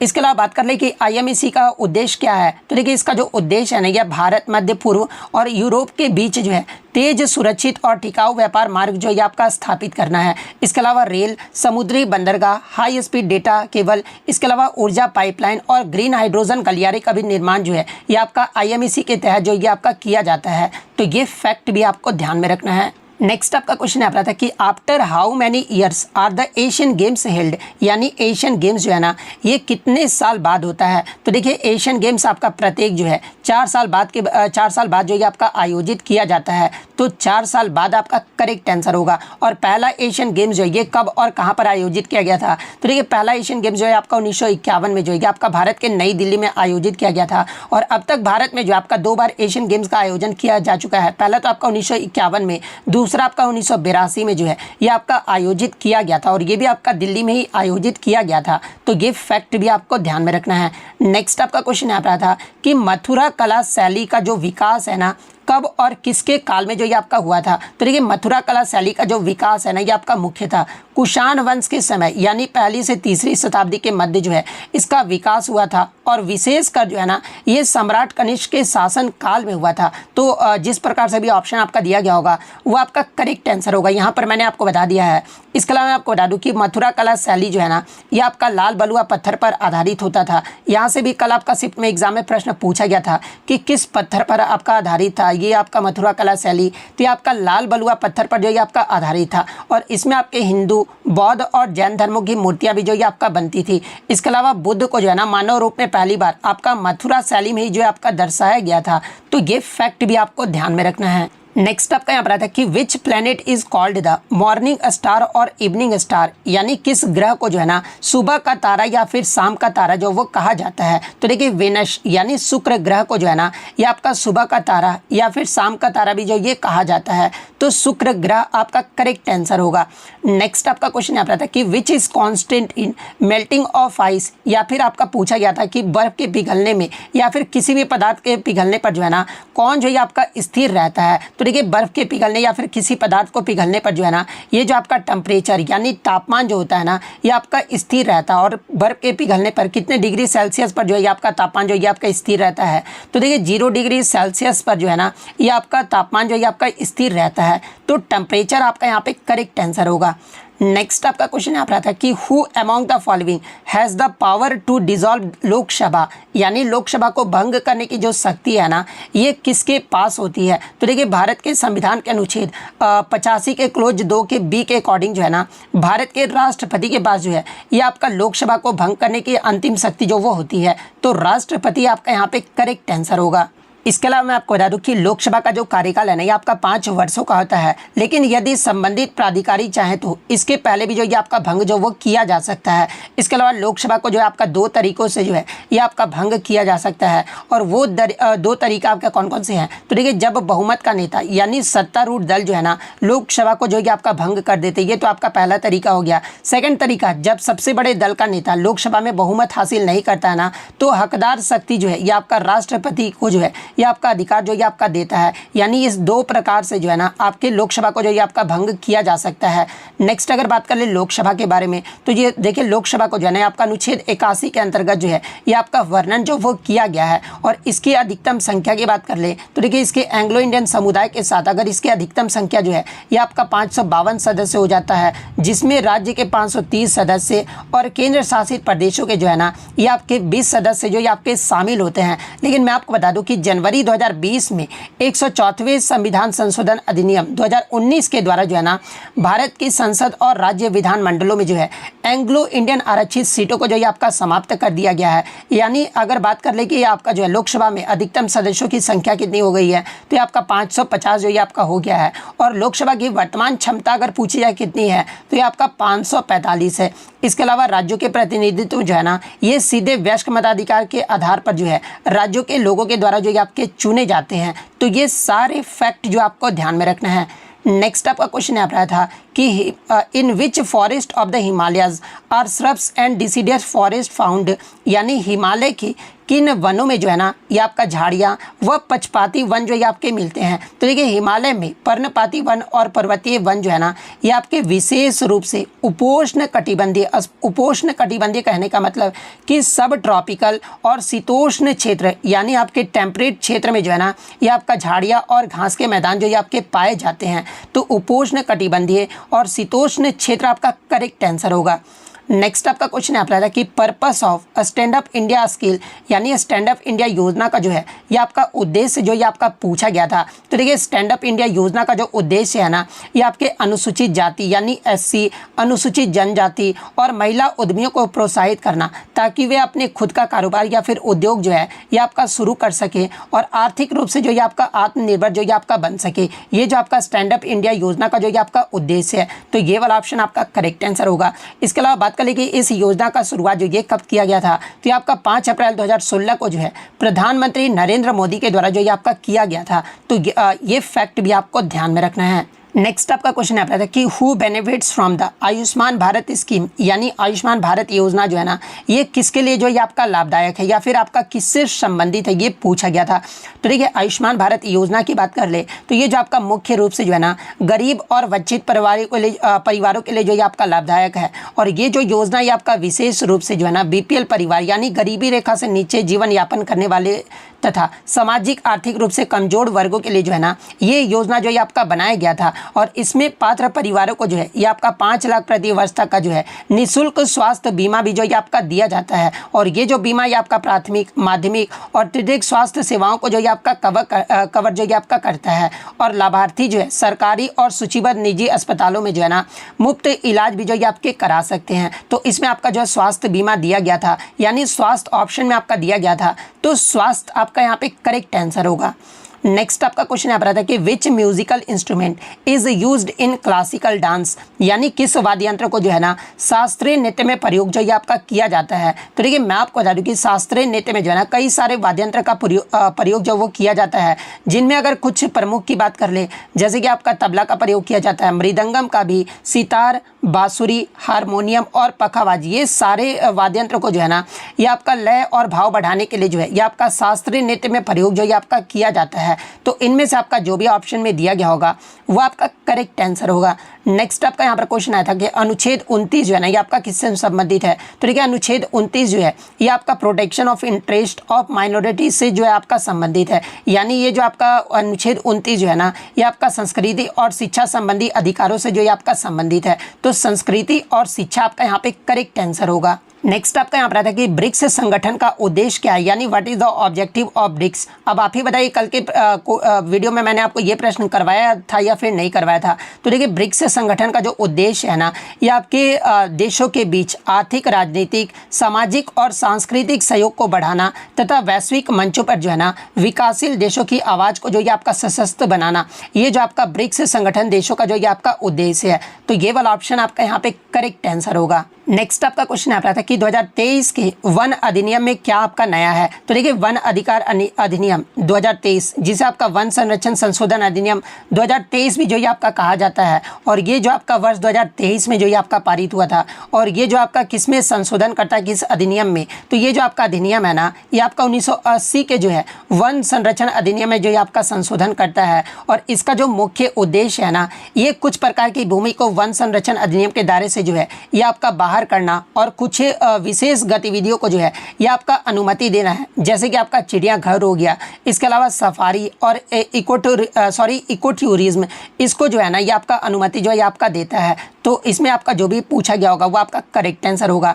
इसके अलावा मैं आपको बता दूं कि 2023 के जो है आपका वन संरक्षण अधिनियम के तहत ही जो है ना ये आपका मानित वन की अवधारणा को भी जो है आपका हटा दिया गया था। जैसा कि आपको पता है कि 1980 के अधिनियम में मानित वन की अवधारणा थी, लेकिन इस संशोधन के द्वारा जो है ना इसे जो आपका हटा दिया गया था। इसके अलावा विशिष्ट भूमि को भी छूट भी जो वो दिया गया था, जैसे कि कुछ प्रकार की भूमि को, जैसे कि 1996 से पहले गैर वन उपयोग के लिए जो है परिवर्तित की गई भूमि जो है इस अधिनियम के दायरे से जो ये आपका बाहर जो वो आपका रखा गया है। इसके अलावा चीन और पाकिस्तान सीमा से 100 किलोमीटर के भीतर जो है ना स्थिर भूमि पर अभी जो आपका कुछ छूट जो ये आपका दिया गया है, जहां केंद्र सरकार जो है ना लीनियर प्रोजेक्ट्स यानी रैखिक परियोजनाएं भी जो ये आपके बना सकती है। तो ये सारे फैक्ट जो आपको ध्यान में रखना। Which of the following is a folk dance of Kerala यानी निम्नलिखित में से कौन सा जो है ना केरल राज्य का जो है एक लोक नृत्य है। तो देखिए केरल राज्य का जो लोक नृत्य है ना ये आपका थेयम है। तो थेयम आपका यहाँ पे करेक्ट आंसर होगा।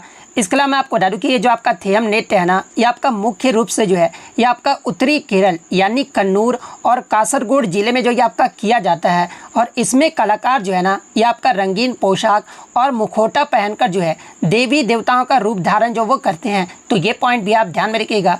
इसके अलावा अगर बात कर ले कथकली और मोहिनी अट्टम के बारे में, तो देखिए कथकली और मोहिनी अट्टम जो है ना, ये आपका केरल राज्य का जो है एक शास्त्रीय नृत्य है। तो ये पॉइंट भी आप ध्यान में रखिएगा। और एक क्वेश्चन में आप थोड़ा सा सुधार कर लीजिएगा, एनालिसिस के दौरान मैंने गलत बताया था कि ये आपका पूछा ये गया था ना कि कौन सा शास्त्रीय नृत्य जो है ना, ये आपका जादूगरनी नृत्य की तरह जो आपका समानता जो वो रखता है। तो देखिए ये जो आपका मोहिनी अट्टम नृत्य जो है ना, ये आपका जादूगरनी नृत्य की तरह जो वो समानता रखता है, यानी मोहिनी अट्टम नृत्य को भी जो है ना, ये आपका जादूगरनी नृत्य जो ये आपका कहा जाता है। जहाँ पर एनालिसिस के दौरान मैंने कथकली बता दिया था, जो कि आपका गलत है, ठीक है। मोहिनी अट्टम को जो है ना, ये आपका जादूगरनी का नृत्य जो ये कहा जाता है। तो ये फैक्ट भी आपको ध्यान में रखना है। नेक्स्ट आपका क्वेश्चन आ रहा था कि in which field was Anil Kumar Boro honoured with the Padma Shri award in 2025, यानी 2025 में अनिल कुमार बोरो को जो है ना किस क्षेत्र में जो है ये आपका पद्म श्री अवार्ड से जो ये आपका सम्मानित किया गया है। तो देखिए मैं आपको बता दूं कि अनिल कुमार बोरो को जो है ना, ये आपका 2025 में साहित्य एवं शिक्षा यानी लिटरेचर एंड एजुकेशन के क्षेत्र में जो है ना, इन्हें पद्म श्री अवार्ड से जो ये आपका सम्मानित किया गया है। तो लिटरेचर एंड एजुकेशन आपका करेक्ट आंसर होगा। अगर पूछा जाए कि अनिल कुमार बोरो जो है ये आपका किस राज्य से संबंधित है, तो ये आपके असम राज्य से जो ये आपके संबंधित है। और देखिए एडिक्विटी क्या कर रहा है ना कि जो आपका प्रश्न पूछा जा रहा है उसी से आपका रिलेटेड आगे के शिफ्टों में भी जो आपका पूछा जा रहा है। तो कल आपका प्रिया श्रीजेश के बारे में जो वो पूछा गया था, जिन्हें आपका पद्म भूषण 2025 में जो ये आपका खेल के लिए जो वो आपका दिया गया था। इसके अलावा 19 पद्म भूषण जो है आपके 2025 में जो भी आपके दिए गए व्यक्तियों के उनके नाम जो वो देख लेते हैं। तो देखिए 19 पुरस्कार विजेता पद्म भूषण के अगर नाम की बात कर ले, तो देखिए ए सूर्य प्रकाश जो है, इन्हें आपका साहित्य और शिक्षा पत्रकारिता के क्षेत्र में जो है इन्हें आपका दिया गया, जो कि आपके कर्नाटक राज्य से संबंधित है। अनंत नाग को जो आपका कला के क्षेत्र में दिया गया, जो कि आपके कर्नाटक राज्य से संबंधित है। विवेक देवराव को जो है देवराय को जो है ना, ये आपका मरणोपरांत दिया गया और इन्हें आपका साहित्य और शिक्षा के क्षेत्र में दिया गया था। और ये जो आपके दिल्ली से जो वो संबंधित है। जतिन गोस्वामी को जो है आपका कला के क्षेत्र में जो है आपका दिया गया है। आप इनका राज्य जो वो जरूर देख लीजिएगा। इसके अलावा चोस चाको पेरियापुरम को जो है आपका मेडिसिन यानी दवा के क्षेत्र में जो है आपका दिया गया है।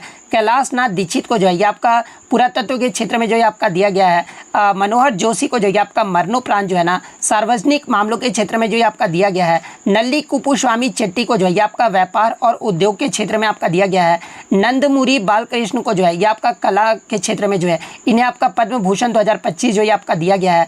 PR श्रीजेश जो कि आपका कल पूछा गया था, तो ये आपका खेल के क्षेत्र में जो है ना इन्हें आपका पद्म भूषण पुरस्कार से जो है आपका सम्मानित किया गया है। इसके अलावा पंकज पटेल को जो है आपका व्यापार और उद्योग के क्षेत्र में दिया गया है। पंकज उधास को जो है आपका मरणोपरांत जो है कला के क्षेत्र में जो है आपका दिया गया। और जो कि आपके पंकज उधास जो थे ना, ये आपके गजल गायक थे। राम बहादुर राय के बारे में पूछा जाए तो इन्हें आपका साहित्य और शिक्षा पत्रकारिता के क्षेत्र में दिया गया है। साध्वी रिंत भरा को जो है ये आपका सामाजिक कार्य के क्षेत्र में जो है आपका दिया गया है। S अजीत कुमार को ये आपका कला के क्षेत्र में। शेखर कपूर को भी जो है आपका कला के क्षेत्र में जो है आपका दिया गया है। शोभना चंद्र कुमार को जो है ये भी आपका कला के क्षेत्र में दिया गया है। सुशील कुमार मोदी को जो है आपका मरणोपरांत जो है सार्वजनिक मामलों के क्षेत्र में जो आपका दिया गया है। विनोद धाम को जो है ना ये आपका विज्ञान और इंजीनियरिंग के क्षेत्र में जो है आपका दिया गया है। तो ये आपके 2025 में 19 व्यक्तियों को जो है ना पद्म भूषण पुरस्कार से जो आपका सम्मानित किया गया था। और पद्म विभूषण 7 व्यक्तियों को सम्मानित किया गया था, जो कि मैंने प्रीवियस शिफ्टों के वीडियो में आपको बता दिया है। नेक्स्ट आपका क्वेश्चन आ रहा था कि what is the name of the scheme to build houses for the poor of the city, यानी कौन सी योजना जो है ना शहरी गरीबी को सस्ते आवास प्रदान करने का जो है ये आपका लक्ष्य जो ये आपका रखता है। तो देखिए मैं आपको बता दूं कि देश भर में ज़रूरतमंद लोगों को आवास मुहैया कराने के लिए जो है ना ये आपका प्रधानमंत्री नरेंद्र मोदी के द्वारा 25 जून 2015 को जो है ना ये आपका प्रधानमंत्री आवास योजना शहरी योजना की शुरुआत जो ये आपका किया गया था। और इस योजना का जो उद्देश्य है ना ये शहरी क्षेत्र में रहने वाले गरीब व मध्यम वर्ग के लोगों को जो है ना अपने खुद का घर उपलब्ध जो ये आपका कराना था। तो ऑप्शन में आपका प्रधानमंत्री शहरी आवास योजना दिया गया था। तो प्रधानमंत्री शहरी आवास योजना आपका करेक्ट आंसर होगा। नेक्स्ट क्वेश्चन आपका मैच द फॉलोइंग से आया था, यानी आपका मिलान जो वो दिया गया था, जहां पर एक तरफ आपका आर्टिकल दे दिया गया था यानी अनुच्छेद दे दिया गया था, और एक आपका अनुच्छेद से संबंधित आपका प्रावधान जो वो दिया गया था कि इस अनुच्छेद में क्या आपका वर्णित है। इस प्रकार से जो है आपको मैच करना था, जहां पर एक आपका आपका आर्टिकल दिया गया था, अनुच्छेद 50 जो ये आपका दिया गया था। तो देखिए अनुच्छेद 50 की बात कर ले तो ये आपका न्यायपालिका को जो है ना ये आपका कार्यपालिका से अलग करने का प्रावधान जो ये आपका करता है। उसके बाद अनुच्छेद 131 जो है आपका दिया गया था। तो देखिए अनुच्छेद 131 की बात कर ले तो ये जो आपका सर्वोच्च न्यायालय के जो है ना आरंभिक क्षेत्राधिकार से जो ये आपका संबंधित है। इसका मतलब ये हुआ कि कुछ मामलों में जो है ना सर्वोच्च न्यायालय सीधे तौर पर मामलों की सुनवाई जो वो कर सकते हैं, यानी बिना किसी निचली अदालत में जो है ना ये आपका सुनवाई के जो है ये आपके सीधे तौर पर मामलों की सुनवाई जो ये आपका की जा सकती है। तो अनुच्छेद 131 जो है ये आपका सर्वोच्च न्यायालय के आरंभिक क्षेत्राधिकार से जो ये आपका संबंधित है। एक आपका अनुच्छेद 243 जो ये आपका दिया गया था। तो देखिए अनुच्छेद 243 ये जो आपका भारतीय संविधान का भाग 9 में आता है, जो कि आपका पंचायतों से जो ये आपका संबंधित है। और ये जो आपका अनुच्छेद है ना ये आपका 243 से लेकर जो है 243 ओ तक है। और इसमें आपका पंचायतों की संरचना, इसके अलावा कार्यकाल, आरक्षण, शक्तियां और वित्त से संबंधित जो प्रावधान है ये आपका शामिल है। यानी अनुच्छेद 243 जो है ना ये आपका पंचायतों से जो वो संबंधित है। और किसी बच्चे ने बताया कि सर 243 का नहीं पूछा गया था, अनुच्छेद 236 का जो वो 253 का जो वो मिलान करना था। तो देखिए अनुच्छेद 253 की अगर मैं बात कर लूँ तो अनुच्छेद 253 जो है ना यह भारतीय संविधान का एक आपका महत्वपूर्ण प्रावधान है, जो संसद को जो है अंतर्राष्ट्रीय समझौते को जो है ना प्रभावी बनाने के लिए जो है ये कानून बनाने की शक्ति जो ये आपका प्रदान करता है। इसका कहने का मतलब यह हुआ कि यदि भारत के किसी अंतर्राष्ट्रीय संधि या फिर समझौते में शामिल होता है ना तो संसद उस समझौते को लागू करने के लिए जो है ये आपका कानून बना सकता है, भले ही वो आपका विषय जो है राज्य सूची में ही शामिल क्यों ना हो। इस पर जो कानून है ना ये आपका संसद के द्वारा जो ये आपका बनाया जा सकता है। इसके बच्चे ने बताया कि सर अनुच्छेद 236 का भी मिलान करने का जो वो दिया गया था। तो देखिए अनुच्छेद 236 की अगर बात कर ले तो ये जो आपका अनुच्छेद 236 है ना ये जिला न्यायाधीश और न्यायिक सेवा की परिभाषा से जो ये आपका संबंधित है। तो इस प्रकार से जिन्होंने भी आर्टिकल का मैच किया होगा उनका यहाँ पे जो वो करेक्ट आंसर होगा। नेक्स्ट आपका क्वेश्चन यहाँ पर आता है कि इन प्रश्न में आपका एक प्रश्न दिया गया था जिसमें 4 शासकों का नाम दे दिया गया था और उनके शासनकाल जो आपके दे दिए गए थे। और इनमें आपका कौन सा मिलान, यानी चारों शासकों में आपका कौन सा आपका जो शासनकाल का जो है ना सही मिलान जो आपका किया गया था वो आपसे पूछा गया था। जहाँ पे बच्चों के द्वारा ऑप्शन भी मुझे मिल गए हैं, जहाँ पर आपका तो एक अलाउद्दीन खिलजी का दिया गया था, दूसरा आपका रजिया सुल्तान का दिया गया था, तीसरा आपका मोहम्मद बिन तुगलक का दिया गया था और बलबन का आपका 35 वर्ष जो ये आपका शासनकाल जो वो दिया गया था। तो देखिए सबसे पहले अगर अलाउद्दीन खिलजी की अगर मैं बात कर लूँ तो देखिए अलाउद्दीन खिलजी का जो शासनकाल है ना ये आपका 1296 से 1316 ईस्वी तक रहा था। यानी अलाउद्दीन खिलजी का जो शासनकाल है ये लगभग आपका जो है 20 वर्षों का रहा था, ना कि आपका 10 वर्षों का रहा था। तो ये तो आपका गलत मैचिंग है। उसके बाद आपका MBT यानी आपका जो है मोहम्मद बिन तुगलक का जो शासनकाल है ना ये आपका 13 से 25 से 1351 ईस्वी तक रहा था। यानी 26 वर्षों की अवधि तक जो है ना ये मोहम्मद बिन तुगलक ने जो वो शासन किया था। और यहाँ पर जो आपका 15 वर्षीय जो वो दिया गया था जो कि आपका गलत मैचिंग किया गया था। तीसरा आपका बलबन दिया गया था। तो देखिए बलबन का जो शासनकाल है ना ये 1266 से लेकर जो है 1287 ईस्वी तक रहा था।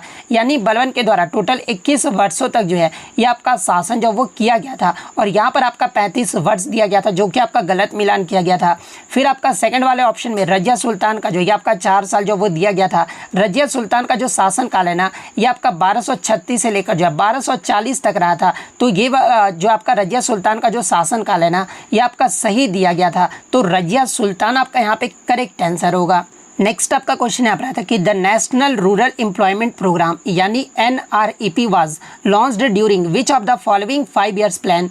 यानी राष्ट्रीय ग्रामीण रोजगार कार्यक्रम जो है ना ये आपका किस पंचवर्षीय योजना के दौरान जो है इसे आपका शुरू किया गया था। तो देखिए राष्ट्रीय ग्रामीण रोजगार कार्यक्रम की बात कर रहे तो ये जो आपका 6ठी पंचवर्षीय योजना जो कि आपका 1980 से 1985 के दौरान जो है ना इसे आपका शुरू किया गया था। तो 6ठी पंचवर्षीय योजना आपका यहाँ पे करेक्ट आंसर होगा।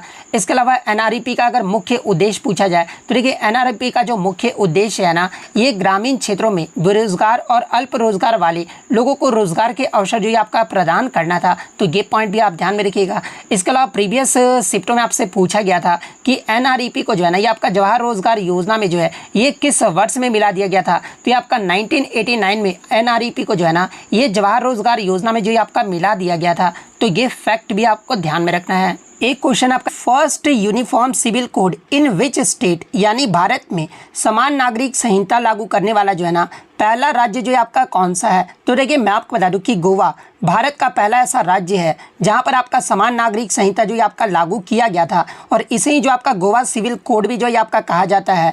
और ये जो आपका कानून है ना, ये पुर्तगाली शासन के समय ही जो आपका लागू हो गया था, और 1961 में से जो है भारत में विलय के बाद भी जो है ना ये आपका गोवा राज्य में जो है ये आपका समान नागरिक संहिता जो ये आपका जारी रहा है। तो गोवा अगर ऑप्शन में दिया गया होगा तो गोवा आपका यहाँ पे करेक्ट आंसर होगा। या फिर प्रश्न इस प्रकार से पूछा गया होगा कि स्वतंत्रता के बाद समान नागरिक संहिता लागू करने वाला जो है पहला राज्य कौन बना है? तो देखिए स्वतंत्रता के बाद यानी 2024 में जो है ना समान नागरिक संहिता लागू करने वाला जो पहला भारतीय राज्य बना है ना, यह आपका उत्तराखंड राज्य बना है। तो अगर इस प्रकार से पूछा गया होगा कि 2024 या फिर स्वतंत्रता के बाद समान नागरिक संहिता लागू करने वाला भारत का पहला राज्य कौन सा बना है, तो फिर आपका उत्तराखंड जो आपका करेक्ट आंसर होगा। क्योंकि ये जो आपका उत्तराखंड राज्य है ये आपका गोवा के बाद जो ये आपका दूसरा राज्य बना है, क्योंकि स्वतंत्रता से पहले ही जो है आपका गोवा राज्य में जो है ना समान नागरिक संहिता जो है आपका लागू किया गया था। इसके अलावा मैं आपको बता दूं कि विधानसभा के जरिए जो आपका उत्तराखंड राज्य है ना, जिसने आपका यूनिफॉर्म सिविल कोड पास और लागू जो है आपका किया है, तो ये फैक्ट भी आपको ध्यान में रखना है। तो शायद आपका क्वेश्चन में जो है 2024 से ही पूछा गया था, तो उत्तराखंड आपका करेक्ट आंसर होगा। नेक्स्ट क्वेश्चन आपका रहा था कि which of the following does not reproduce through a spore formation, यानी निम्नलिखित में से कौन जो है ना बीजाणु निर्माण के माध्यम से जो है ये आपका प्रजनन नहीं करता है। जहाँ पे आपके 4 ऑप्शन जो वो दिए गए थे, तो देखिए राइजोपस तो ये आपका स्पर्म फॉर्मेशन के द्वारा जो आपका प्रजनन करता है। इसके अलावा पेनिसिलिन भी करता है, और माइक्रो फंगस भी जो है ये आपका बीजाणु निर्माण के माध्यम से जो ये आपका प्रजनन जो वो आपका करता है। लेकिन ये जो आपका ईस्ट है ना, ये आपका सामान्य परिस्थितियों में जो है मुख्य रूप से जो है ना ये आपका बडिंग के माध्यम से जो ये आपका प्रजनन करता है, ना कि आपका स्पोर यानी बीजाणु के द्वारा जो है आपका प्रजनन करता है। तो ईस्ट आपका यहाँ पे करेक्ट आंसर होगा। नेक्स्ट आपका क्वेश्चन यहाँ पर आता है कि Ranji Trophy is organised by whom, यानी रणजी ट्रॉफी का जो आयोजन है ना ये कौन करता है? तो देखिए रणजी ट्रॉफी का जो आयोजन है ये आपका बीसीसीआई के द्वारा जो ये आपका किया जाता है। और बीसीसीआई का फुल फॉर्म अगर एग्जाम में पूछा जाए तो ये आपका board of control for cricket in India होता है। इसके अलावा बात कर ले रणजी ट्रॉफी की शुरुआत जो ये कब हुआ था, तो देखिए रणजी ट्रॉफी का जो पहला संस्करण है ना, यानी इसकी जो शुरुआत है ये आपका 1934-35 में हुआ था। और पहला जो आपका जो क्रिकेट टूर्नामेंट है, यानी रणजी ट्रॉफी जो आपका एक क्रिकेट टूर्नामेंट है, ये कब और किसके मध्य खेला गया था? तो ये आपका 4 नवंबर 1934 को जो है ना मद्रास और मैसूर के मध्य जो ये आपका खेला गया था। तो ये पॉइंट भी आप ध्यान में रखिएगा। इसके अलावा बात कर ले रणजी ट्रॉफी का जो नाम है ये किसके नाम पर जो है आपका रखा गया था? तो देखिए रणजी ट्रॉफी का जो नाम है ना ये महाराजा रणजीत सिंह के नाम पर जो ये आपका रखा गया था, जो कि महाराजा रणजीत सिंह जो थे ये भारतीय मूल के जो ये आपके पहले क्रिकेटर भी थे। तो ये पॉइंट भी आप ध्यान में रखिएगा। इसके अलावा रणजी ट्रॉफी 2024-25 का अगर बात कर ले तो ये आपका 90वां संस्करण रहा था, जिसे आपका विदर्भ के द्वारा जो ये आपका जीता गया था। और विदर्भ ने फाइनल में किसे हराया था? तो फाइनल में जो ये आपका केरल की टीम को जो वो हराया था। तो ये पॉइंट भी आप ध्यान में रखिएगा। और सबसे ज़्यादा रणजी ट्रॉफी का जो खिताब है ना ये किस टीम के द्वारा जो ये आपका जीता गया है? तो ये आपका मुंबई टीम के द्वारा जो ये आपका जीता गया है। आई थिंक 42 या 43 बार जो है ये आपका मुंबई के द्वारा जो ये आपका जीता गया है। तो ये सारे फैक्ट जो आपको ध्यान में रखना है।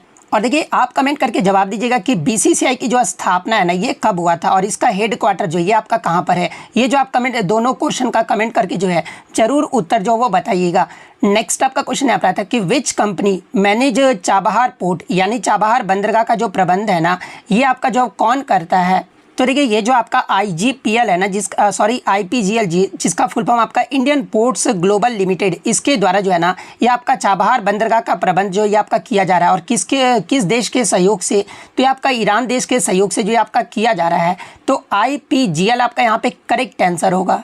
नेक्स्ट आपका क्वेश्चन है था कि what is the main function of AstroSat satellite related to space research, यानी अंतरिक्ष अनुसंधान से संबंधित ये जो आपका एस्ट्रोसैट उपग्रह है ना इसका मुख्य कार्य क्या है? तो देखिए एस्ट्रोसैट की बात कर ले तो ये जो आपका इसरो के द्वारा लॉन्च किया गया भारत का पहला अंतरिक्ष आधारित बहुतरंग धैर्य वेधशाला है, जिसका एक मुख्य कार्य जो है ना ये आपका ब्लैक होल, इसके अलावा न्यूट्रॉन, तारे और आकाश गंगाओं जैसी उच्च ऊर्जा ब्रह्मांडीय घटनाओं को जो है ना पैराबैग्नी, एक्सरे और दृश्य प्रकाश में जो है ये आपका अध्ययन करना है। इसके अलावा बात कर ले कि ये जो आपका एस्ट्रोसैट उपग्रह का जो मुख्य कार्य है ना ये आपका study of black holes and cosmic phenomena, यानी ब्लैक होल और ब्रह्मांडीय घटनाओं का अध्ययन जो है ये आपका किसके द्वारा किया जाता है? तो आपका एस्ट्रोसैट उपग्रह के द्वारा जो ये आपका किया जाता है। तो ये वाला ऑप्शन आपका करेक्ट आंसर होगा।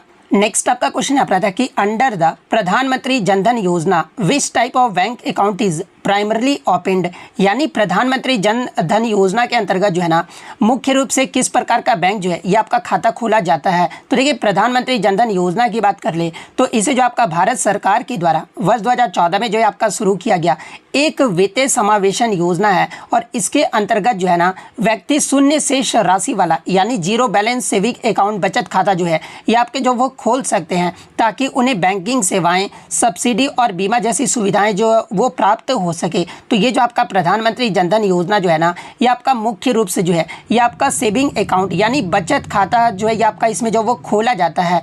तो सेविंग अकाउंट आपका यहाँ पे करेक्ट आंसर होगा। नेक्स्ट आपका क्वेश्चन यहाँ पर आता है कि in basketball what is the score unit called, यानी बास्केटबॉल में जो है ना स्कोर की इकाई को जो ये आपका क्या कहा जाता है। तो देखिए बास्केटबॉल में स्कोर की इकाई को जो है ना ये आपका पॉइंट जो वो कहा जाता है। तो ऑप्शन सी पॉइंट आपका यहाँ पे करेक्ट आंसर होगा। नेक्स्ट आपका क्वेश्चन यहाँ पर आता है कि who is known as the nightingale of India, यानी भारत कोकिला के नाम से जो है ना ये किसे जाना जाता है। तो देखिए भारत कोकिला यानी नाइटिंगेल ऑफ इंडिया के नाम से जो है ना ये सरोजनी नायडू को जो वो जाना जाता है। और उन सरोजनी नायडू को जो है आपका भारत की कोकिला जो है ये किसने दिया था ये जो उपाधि है। तो देखिए उनकी मधुर और देशभक्ति से आपके ओतप्रोत कविताओं के कारण जो है ना उन्हें भारत कोकिला की जो उपाधि है ये आपका महात्मा गांधी जी के द्वारा जो है आपका दिया गया था। तो ये फैक्ट भी आपको ध्यान में रखना है। तो सरोजनी नायडू आपका करेक्ट आंसर होगा। नेक्स्ट आपका क्वेश्चन यहाँ पर आता है कि what is the main objective of the PM प्रणाम स्कीम, यानी पीएम प्रणाम स्कीम का जो मुख्य उद्देश्य है ना ये क्या है। तो देखिए पीएम प्रणाम स्कीम की बात कर ले तो ये जो आपका योजना का जो उद्देश्य है ना ये राज्यों को रासायनिक उर्वरकों के उपयोग में जो है कमी लाने और पोषक तत्वों के संतुलित उपयोग को जो है ये आपका प्रोत्साहित करना है। यानी पीएम प्रणाम जो आपका योजना है ना इसका जो आपका मुख्य उद्देश्य है ये आपका क्या है। तो इसका जो आपका मुख्य उद्देश्य है ये आपका रासायनिक उर्वरकों के उपयोग में जो ये आपका कमी लाना है। तो ऑप्शन बी आपका यहाँ पे करेक्ट आंसर होगा। नेक्स्ट आपका क्वेश्चन यहाँ पर आता है कि according to the 2011 census which Indian state had the highest literacy rate, यानी जनगणना 2011 के अकॉर्डिंग जो है ना भारत के किस राज्य की जो साक्षरता दर है ये आपका सबसे अधिक रहा था। तो देखिए 2011 की जनगणना के अनुसार सबसे अधिक साक्षरता दर वाला जो राज्य है ना ये आपका केरल राज्य रहा था। केरल राज्य का जो ओवरऑल लिटरेसी रेट है ना ये आपका 94% रहा था।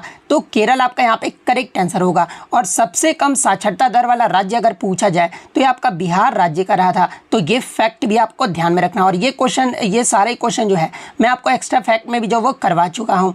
नेक्स्ट आपका क्वेश्चन यहाँ पर आया था कि what is the scientific study of population called, यानी जनसंख्या के जो है ना वैज्ञानिक अध्ययन को जो ये आपका क्या कहा जाता है। तो देखिए जनसंख्या के वैज्ञानिक अध्ययन को जो है ना ये आपका डेमोग्राफी यानी जनसांख्यिकी जो ये आपका कहा जाता है। तो डेमोग्राफी आपका करेक्ट आंसर होगा। नेक्स्ट आपका क्वेश्चन यहाँ पर आता है कि Bihu is a folk dance of which Indian state, यानी बिहू जो है भारत के किस राज्य का लोक नृत्य है। तो देखिए बिहू की बात कर ले तो ये आपका असम राज्य का जो है एक लोक नृत्य भी है और एक आपका त्यौहार भी है। तो असम आपका यहाँ पे करेक्ट आंसर होगा। इसके अलावा एग्जाम में पूछा जाता है कि असम में कितने प्रकार के बिहू जो है आपके मनाए जाते हैं। तो देखिए असम में आपके 3 प्रकार के बिहू मनाए जाते हैं और वो तीनों प्रकार का नाम भी एग्जाम में पूछा जाता है। तो देखिए एक तो आपका बोहाग बिहू मनाया जाता है, सेकंड आपका माघ बिहू और थर्ड आपका काटी बिहू जो है ये आपका मनाया जाता है। जिसमें अगर बोहाग बिहू की बात कर रहे हैं तो ये जो आपका अप्रैल के महीने में मनाया जाता है, माघ बिहू जो है आपका जनवरी महीने में मनाया जाता है और काटी बिहू जो है ना ये आपका अक्टूबर में जो ये आपका मनाया जाता है। तो ये सारे फैक्ट जो आपको ध्यान में रखना है। नेक्स्ट आपका क्वेश्चन यहाँ पर आता है कि what is the main objective of the Beti Bachao Beti Padhao scheme, यानी बेटी बचाओ बेटी पढ़ाओ योजना का जो मुख्य उद्देश्य है ना ये क्या है। तो देखिए बेटी बचाओ बेटी पढ़ाओ योजना की बात कर लें तो इसे जो आपका वर्ष 2015 में जो ये आपका शुरू किया गया था और इस योजना का जो मुख्य उद्देश्य है ना ये गिरते हुए बाल लिंग अनुपात को सुधारना और बालिकाओं की शिक्षा और सशक्तिकरण को जो है ये आपका बढ़ावा देना है। यानी बेटी बचाओ बेटी पढ़ाओ योजना का जो मुख्य उद्देश्य है ना ये आपका promoting girl child education and preventing female foeticide, यानी बालिका शिक्षा को बढ़ावा देना और भ्रूण हत्या को जो रोकना, ये जो आपका बेटी बचाओ बेटी पढ़ाओ का जो है मुख्य उद्देश्य है। तो ये वाला ऑप्शन आपका करेक्ट आंसर होगा। नेक्स्ट आपका क्वेश्चन आ रहा था कि what is the main objective of the जल जीवन मिशन, यानी जल जीवन मिशन का उद्देश्य, मुख्य उद्देश्य क्या है। तो देखिए जल जीवन मिशन की बात कर ले तो इसे जो आपका भारत सरकार के द्वारा जो है ना वर्ष 2019 में जो ये आपका शुरू किया गया था, और इस योजना का जो मुख्य उद्देश्य है ना ये आपका 2024 तक हर ग्रामीण घर में जो है कार्यात्मक नल कनेक्शन यानी FHTC के माध्यम से जो है ना नल से आपका जो वो जल पहुँचाना है। यानी जल जीवन मिशन का जो मुख्य उद्देश्य है ना ये आपका providing tap water to every rural household, यानी प्रत्येक ग्रामीण घर को जो है ना नल से जल उपलब्ध कराना है। तो ये वाला ऑप्शन आपका करेक्ट आंसर होगा। नेक्स्ट आपका क्वेश्चन आ रहा था कि what is the main objective of rain water harvesting, यानी वर्षा जल संचयन का मुख्य उद्देश्य क्या है। तो देख सकते हैं कि स्कीम से आपके 3 क्वेश्चन जो है हर शिफ्ट में पूछे जा रहे हैं। तो देखिए वर्षा जल संचयन की बात कर ले तो ये जो आपका एक ऐसा तकनीक है जिसके माध्यम से जो है ना वर्षा के पानी को इकट्ठा संरक्षित किया जाता है, और इसका जो उद्देश्य है ना, इस योजना का जो उद्देश्य है ये आपका भूजल स्तर को रिचार्ज करना, इसके अलावा जल संकट को ये आपका कम करना और जल संरक्षण को जो आपका बढ़ावा देना होता है। यानी वर्षा जल संचयन का जो मुख्य उद्देश्य है ना ये आपका to conserve rain water for future use, यानी वर्षा जल को भविष्य के उपयोग के लिए जो है ये आपका संरक्षित करना है। तो ये वाला ऑप्शन आपका करेक्ट आंसर होगा।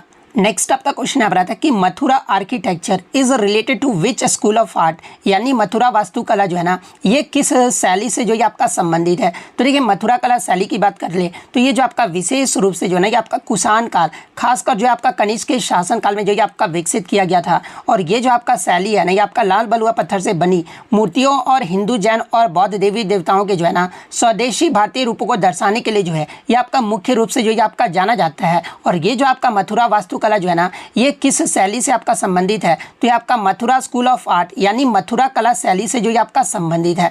तो मथुरा कला शैली आपका करेक्ट आंसर होगा। नेक्स्ट आपका क्वेश्चन आ रहा था कि मुल्कराज आनंद जो है ना ये किस विषय पर जो वो पुस्तक जो वो लिखते थे। तो देखिए मुल्कराज आनंद जो है ये आपका मुख्य रूप से जो है ना भारत में गरीबी, सामाजिक असमानता और जाति व्यवस्था जैसे विषयों पर जो है ना यह किताब जो वो लिखते थे। तो इनमें से आपका जो भी ऑप्शन में दिया गया होगा वो आपका करेक्ट आंसर होगा। इसके अलावा मुल्कराज आनंद के द्वारा कौन कौन सी पुस्तकें लिखी गई थी। तो देखिए अनटचेबल, इसके अलावा coolie, two lips and a bird, the village, इसके अलावा trilogy and the big heart, ये सारी जो पुस्तकें हैं ना ये मुल्कराज आनंद के द्वारा जो ये आपका लिखा गया था। तो ये फैक्ट भी आपको ध्यान में रखना है। नेक्स्ट आपका क्वेश्चन आ रहा था कि OPEC connects which 2 continents through the Middle East, यानी ओपेक मध्य पूर्व के माध्यम से जो है ना किन 2 महाद्वीपों को जो ये आपका जोड़ता है। तो देखिए सबसे पहले ओपेक का फुल फॉर्म क्या होता है। तो ये आपका Organization of the Petroleum Exporting Countries होता है, जो कि आपका एक अंतर्राष्ट्रीय संगठन है और जिसमें कई सदस्य देश जो है ना मध्य पूर्व यानी एशिया और उत्तर अफ्रीका में जो ये आपके स्थित है। इसलिए ये जो आपका ओपेक संगठन जो है ना ये आपका एशिया और अफ्रीका को जो ये आपका जोड़ता है। तो एशिया और अफ्रीका आपका करेक्ट आंसर होगा। नेक्स्ट आपका क्वेश्चन आ रहा था कि what is the happiness index released every year, यानी प्रत्येक वर्ष हैप्पीनेस इंडेक्स जो है ना ये आपका जो है क्यों जारी किया जाता है। तो देखिए हैप्पीनेस इंडेक्स की बात कर ले तो ये जो आपका प्रत्येक वर्ष जो है ना ये आपका United nation sustainable development solutions network यानी संयुक्त राष्ट्र सतत विकास समाधान नेटवर्क के द्वारा जो है ना ये आपका हैप्पीनेस इंडेक्स जो है आपका जारी किया जाता है। और इसमें आपका विभिन्न देशों में जो है लोगों की खुशहाली और जीवन की गुणवत्ता का आकलन जो वो आपका किया जाता है। और इसमें आपका प्रति व्यक्ति आय, सामाजिक समर्थन, जीवन प्रत्याशा, इसके अलावा स्वतंत्रता, उदारता और भ्रष्टाचार स्तर जैसे कारकों को जो ये आपका ध्यान में जो वो आपका रखा जाता है। तो इनमें से आपका जो भी ऑप्शन में दिया गया होगा वो आपका करेक्ट आंसर होगा।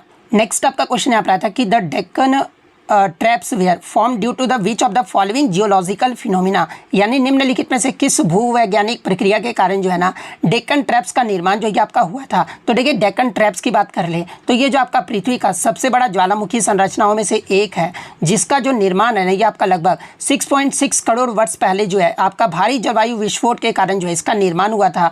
और इन विस्फोटों से निकली लावा की परतें जो है ये आपका बेसाल्ट चट्टानों में जो ये आपका बदल गया था, जिसमें आपका सीढ़ी नुमा जो आपका भू आकृति भी जो ये आपका बना था। यानी ये जो आपका भूवैज्ञानिक प्रक्रिया के कारण डेक्कन ट्रैप्स का जो निर्माण हुआ था ना किस भूवैज्ञानिक प्रक्रिया के कारण, तो ये आपका वोल्केनिक इरप्शन यानी ज्वालामुखी विस्फोट के कारण जो है ना ये आपका डेक्कन ट्रैप्स का जो वो निर्माण हुआ था। तो वोल्केनिक इरप्शन आपका करेक्ट आंसर होगा। नेक्स्ट अगर हम लोग इंग्लिश